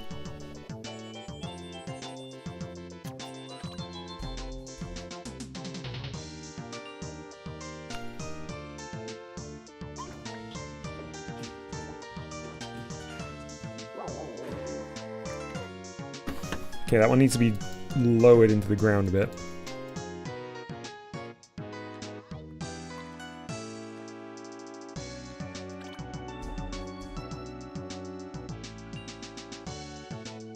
I've just realized something. We need to change what's feeding the random.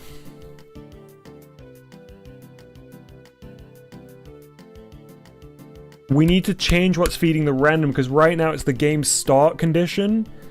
But we need it to actually be the menu select condition, because you actually see... So we want it to be defined here, but right now it doesn't get defined until the game actually begins, which means you see that jump right at the start. That wasn't me pressing. So we need it to come from...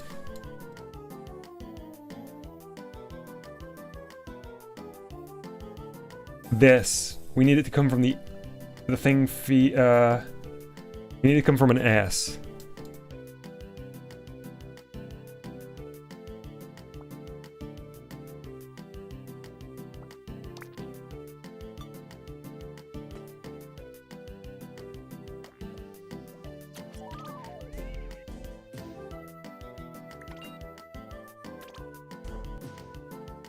Oh no!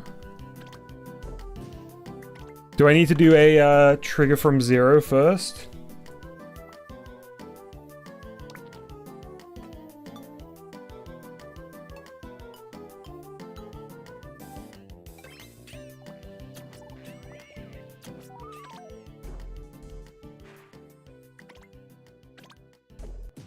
Yes, there we go. Thanks, Voxy from the past, for pointing that out.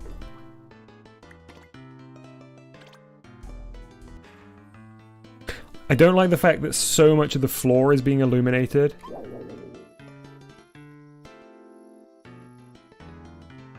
But if I raise it, then you get that weird uneven lighting effect on Polter-Guy.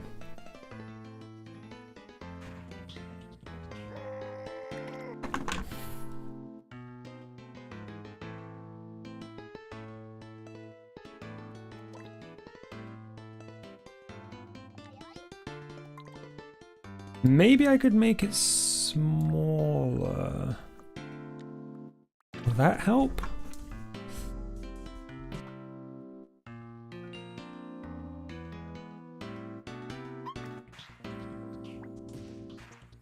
If it did help, I am too far away, so I can't tell. Something that could be worrisome is when you spam the light effect, it slows down on turning on sometimes. That's true, yeah. It also has a gradient out as well. But I don't think it's a problem. Let's actually try and play a game of Polter-Guy here.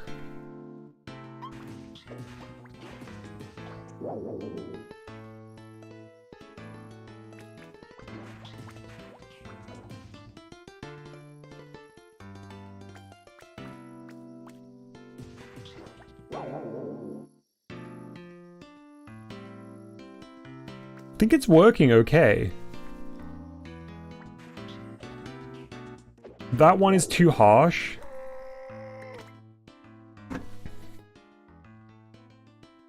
But I think that's just going to be a case of tweaking this a little bit.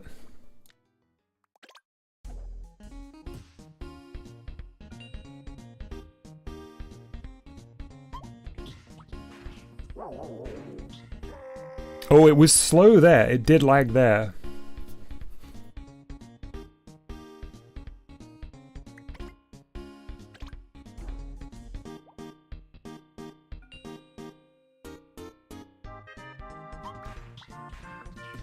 There we go. Did you see it?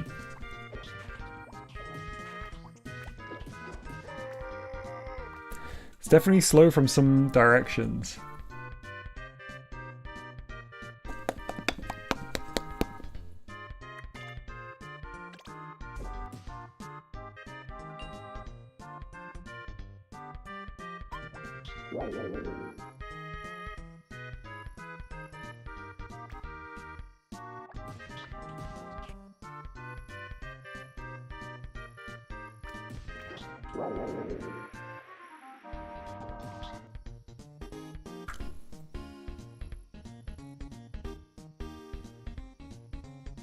I can't decide.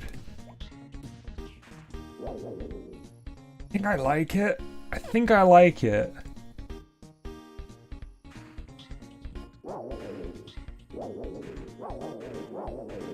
It is weirdly inconsistent, isn't it?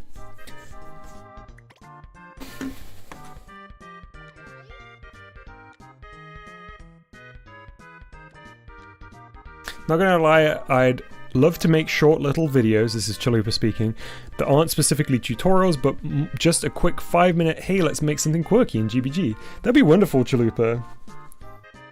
I think anytime anybody wants to make something in GBG, a video about GBG, I think it's so nice that, you know, everyone always brings their own flavor to that stuff. And I would absolutely love to watch it.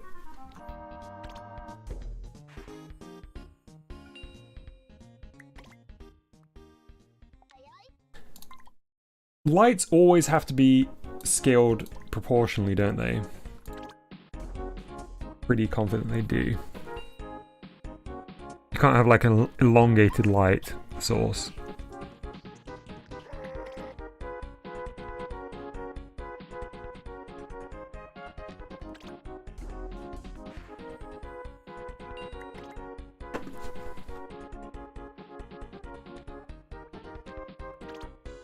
Thanks for the confirmation, Voxy.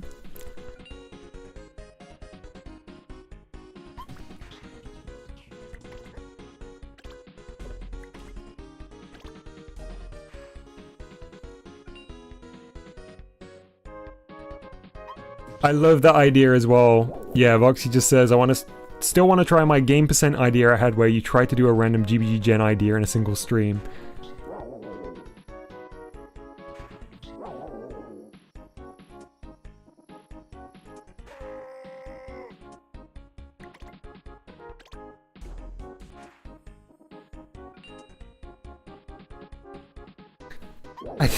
I genuinely think that little spill of light on the ground is enough to make me ditch the light idea.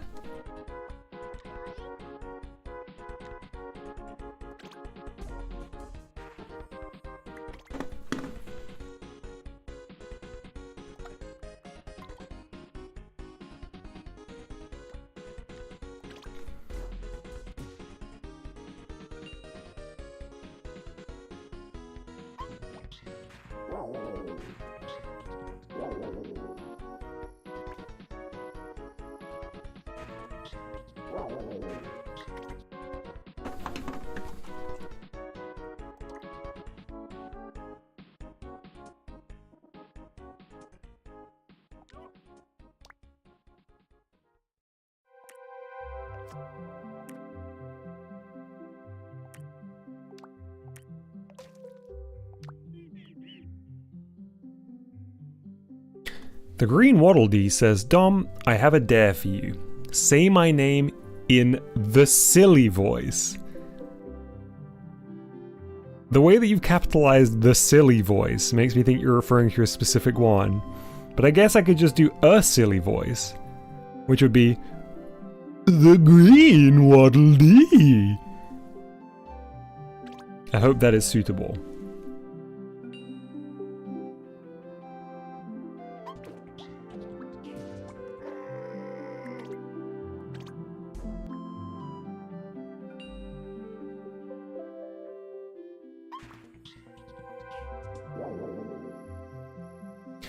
I have another dare. Say Chalupa Joe in an American voice.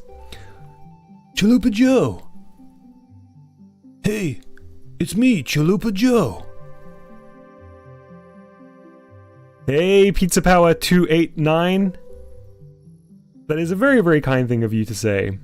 Welcome to the stream. Glad to have you.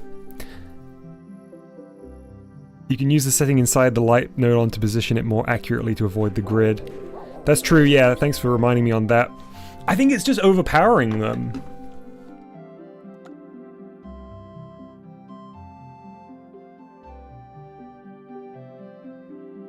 I think ultimately it's just overpowering it.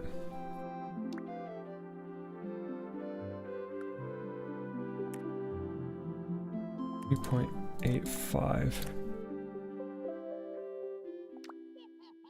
Chalupa Joe. Chalupa Joe. Chalupa Joe. Meet Chalupa Joe.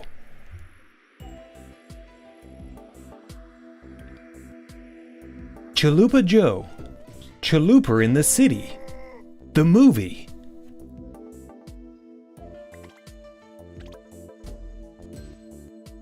Chalupa Joe is back. Chalupa Joe is back in his biggest adventure yet.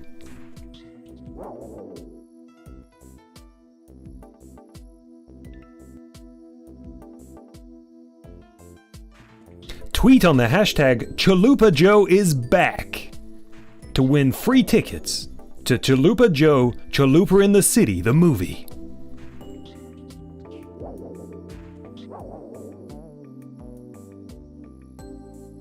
And now, for the first time in Broadway, Chalupa Joe, Chalupin around the world.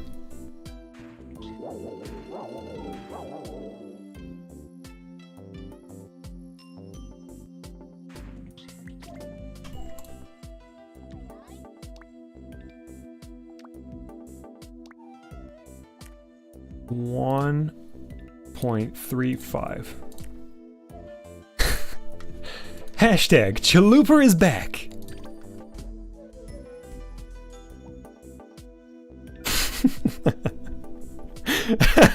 Pizza Power, our new arrival, says very different energy to the Voxy stream.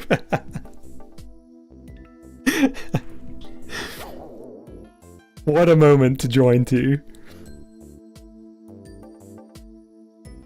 Do you just have to go the longest without getting caught?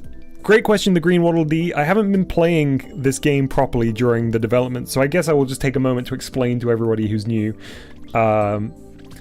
We need to fill the tidy % progress bar down here, which is placeholder at the moment, by cleaning without getting spotted. So I'm mashing the A button when I see the eyes go to the side. It's a good indication we need to hide.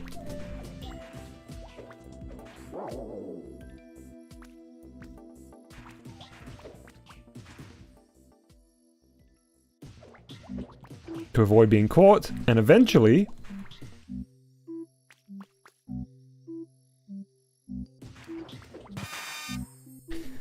Bori says, when is the ticket draw? Tweet on the hashtag Chalupa Joe is back and retweet for a chance to enjoy a romantic meal in a booth with the star of Chalupa Joe 2, Bigger and More Chalupa.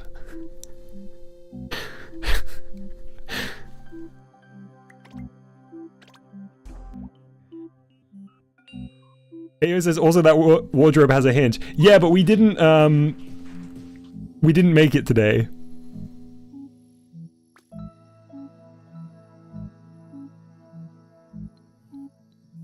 Don't worry, Chalupa. I've also tweeted on the hashtag Chalupa Joe is back and retweeted. So I mean, I have a chance.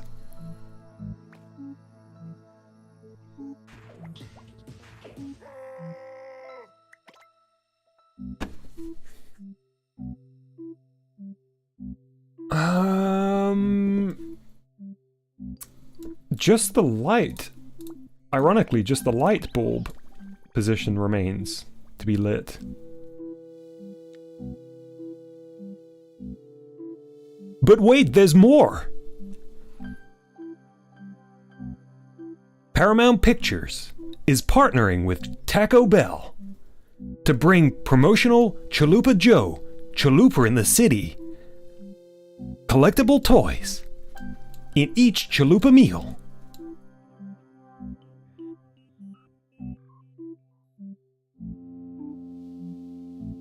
Head into your local Taco Bell and yell, hashtag Chalupa Joe is back at any waitstaff for your chance to win a collectible Chalupa Joe collectible toy as part of the Chalupa meal.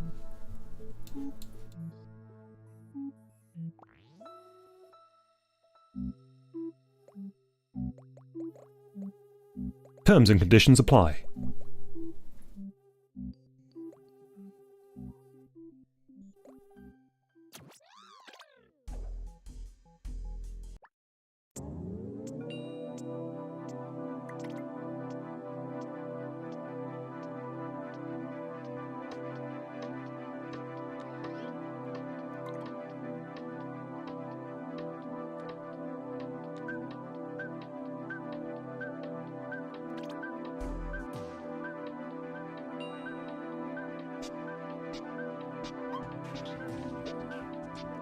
Yeah, the one on the light worked perfectly straight away.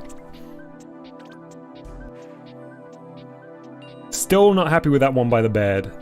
I'm gonna have to tweak it a bit more. Look at that, though. It's so good. And the light for the actual light part still works. Ah, it's glorious.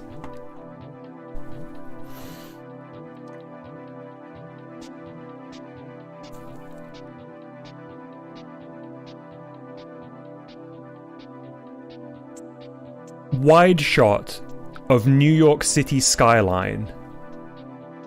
In the lower third, it says New York City, 1974. Police sirens can be heard. A subway train passes by the camera. The camera begins to pan slowly across busy apartment buildings before settling on an upmarket hotel comprised of around 100 floors. In one movement, the camera begins to fly into the window of a hotel room on the 50th floor. Inside the hotel room are discarded chalupa wrappers, or burrito wrappers, and chalupa lounging on a king-size bed watching television. Cheese getting everywhere. When the phone rings and Chalupa says, "Oh, I think that's the telephone," and walks over to the telephone. Hello? That's Chalupa's voice. Mr. Chalupa, this is the reception calling. Oh, hi, reception. No, my name's not reception. I'm calling from the reception. You have a parcel down here for you, Mr. Chalupa. Okay, I'm gonna make my way downstairs. Then, Katy Perry track starts playing. Original track for Chalupa 2, Chalupa in the City. Starts blaring. Late title card. Big, bold, ornate font. Chalupa Joe. Chalupa in the City. Part 2. Chalupin' around town. Chalupa struts through the halls of the hotel room, like helping people along the way. Like there's one of the hotel staff like pushing a cart down the corridor, and like the forks and the knives are gonna fall out of the container, but Chalupa like slurps over, manages to catch the forks and put them back in, and they're like, "Thanks, Chalupa." "No problem." Makes it to the elevator, slides their hand across every single button in the elevator on the way down, and a big grumpy businessman gets in and goes, "Oh, Chalupa, you again. Hey, Mr. Johnson. What are you doing here?" "Heading to work, same as every day." "Wait, why are all the buttons pressed?" "Oops, couldn't have been me." Doors close, music stops, smash cut to Central Park. Chalupa is wandering around. Boy, another day in the city with nothing to do. Then, suddenly, I don't know. The end. I don't know what I was about to do. I got so distracted. I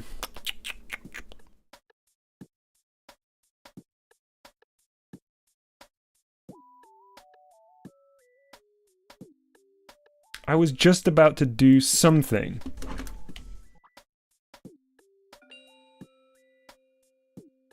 Was it the placement of one of these?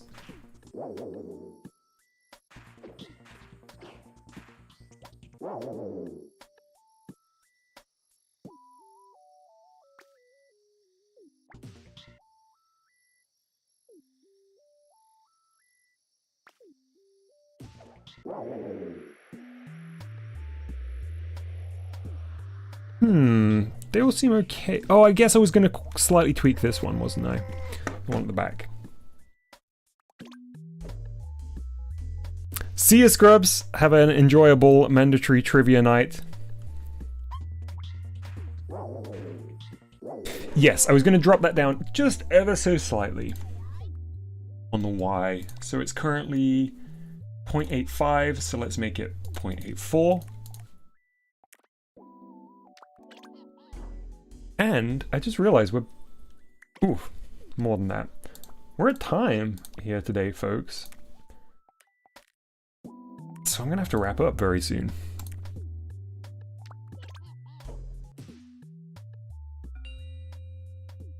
I do also want to tweak that one back there ever so slightly.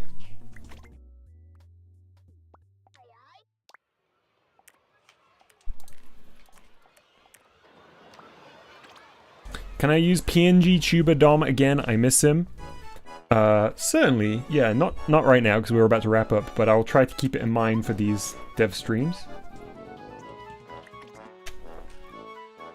Why does this feel like this is not doing anything?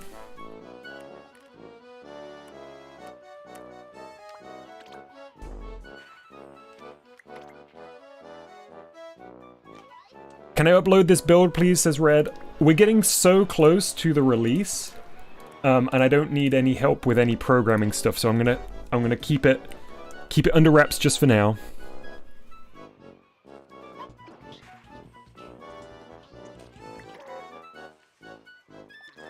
All right, that's the closest to the 0.81 is the closest to the ground I can get.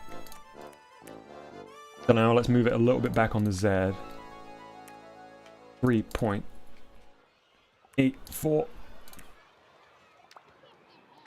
Will there be a Voxy stream today? Voxy hasn't said anything. I think he's resting. Understandably, after the 5-hour streamathon yesterday.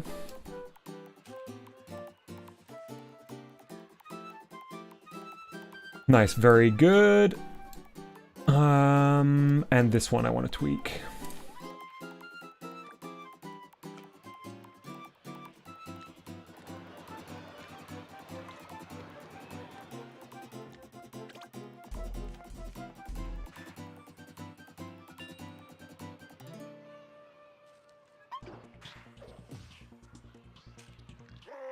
Yes. Yes. Yes. Okay. Happy with that light placement. Feeling good about light. Just generally feeling good about light. I might make ever so slightly bigger on this one. Can it be 1.36? Yes. Yes.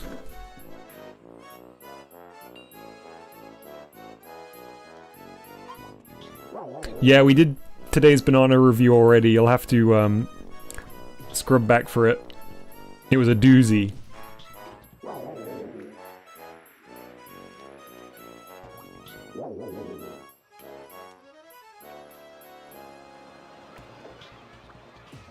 So I'm definitely going to have lights for when you hide as well, and when you bad day. There's going to be a lot of light action tomorrow. I'm going to be like a character from Bad Day Note tomorrow.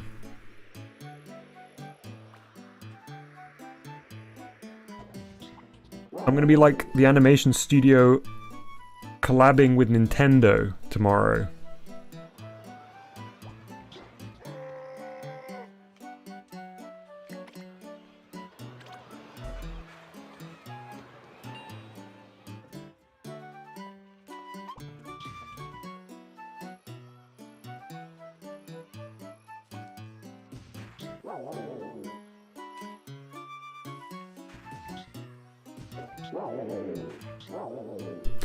Yeah.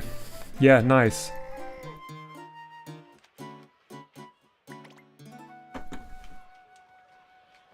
Is the person in Polter-Guy supposed to be Dom, or is it some random person? Asks Pizza Power 289. It is supposed to be me. And in the kitchen, it is stream regular and friend of the channel, and just friend of me, Mustard, who has not been here today, but they're in the kitchen with their headphones plugged into the pie orb, pondering the pie orb.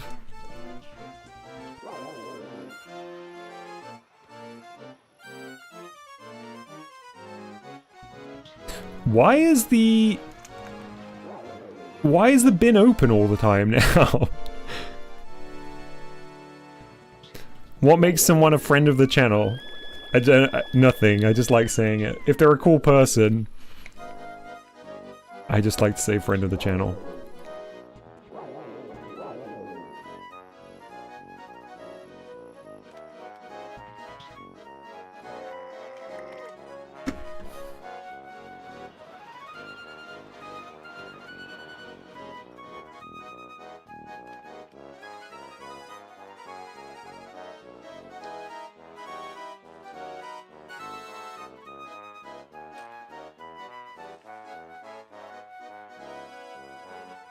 Hang on.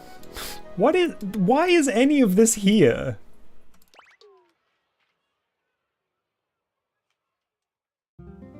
Doesn't need to be, right?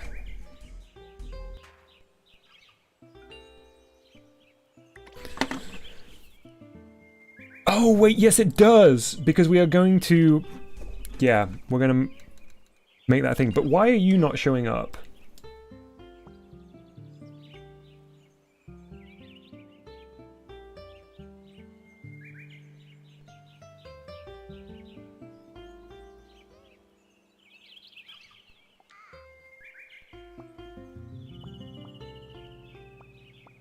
Probably there's not I put here, huh?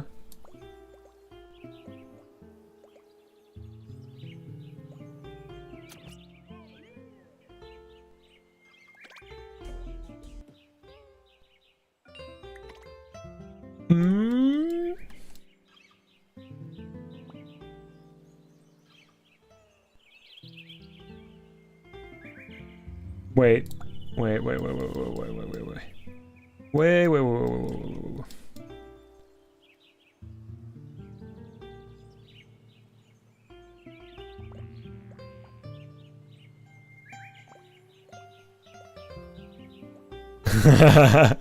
Oh no, Bori caught me out by a loophole right here at the end of today's stream. You are right, Bori.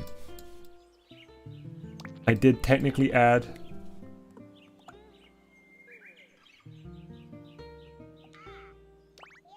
a hinge through.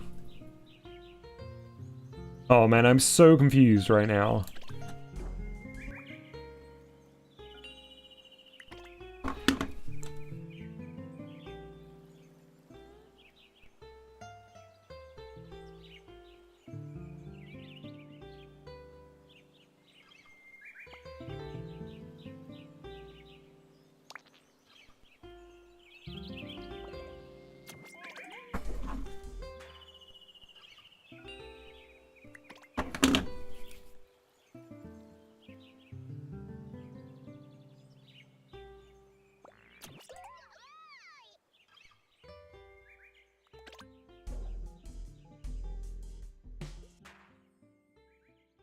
Is it just that I can't...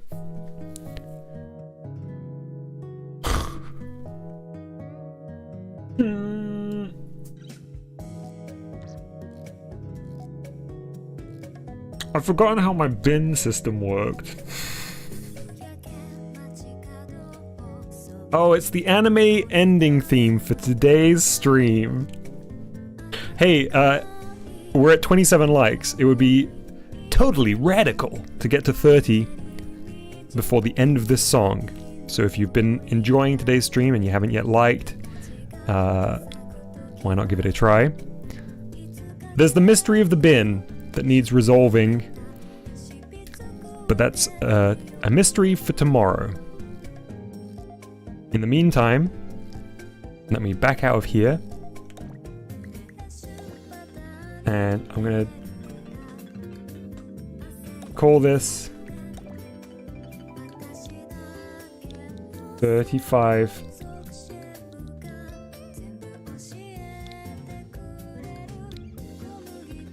Mr. O says, Dom, I was away for 5 minutes, and what I see when I come back, a hinge. I didn't make it, Mr. O, I promise. It's a cliffhanger episode, that's right. There's just like still images of me in different funny poses playing alongside the credits as this music plays.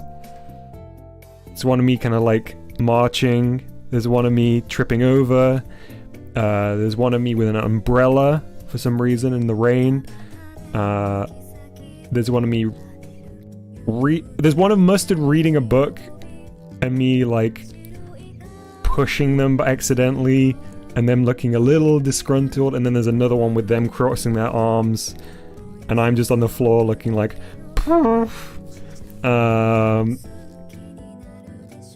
There we go. Chalupa says, since now I can make community posts, I made a poll for no reason. That's going to be the first thing I do after I end today's stream.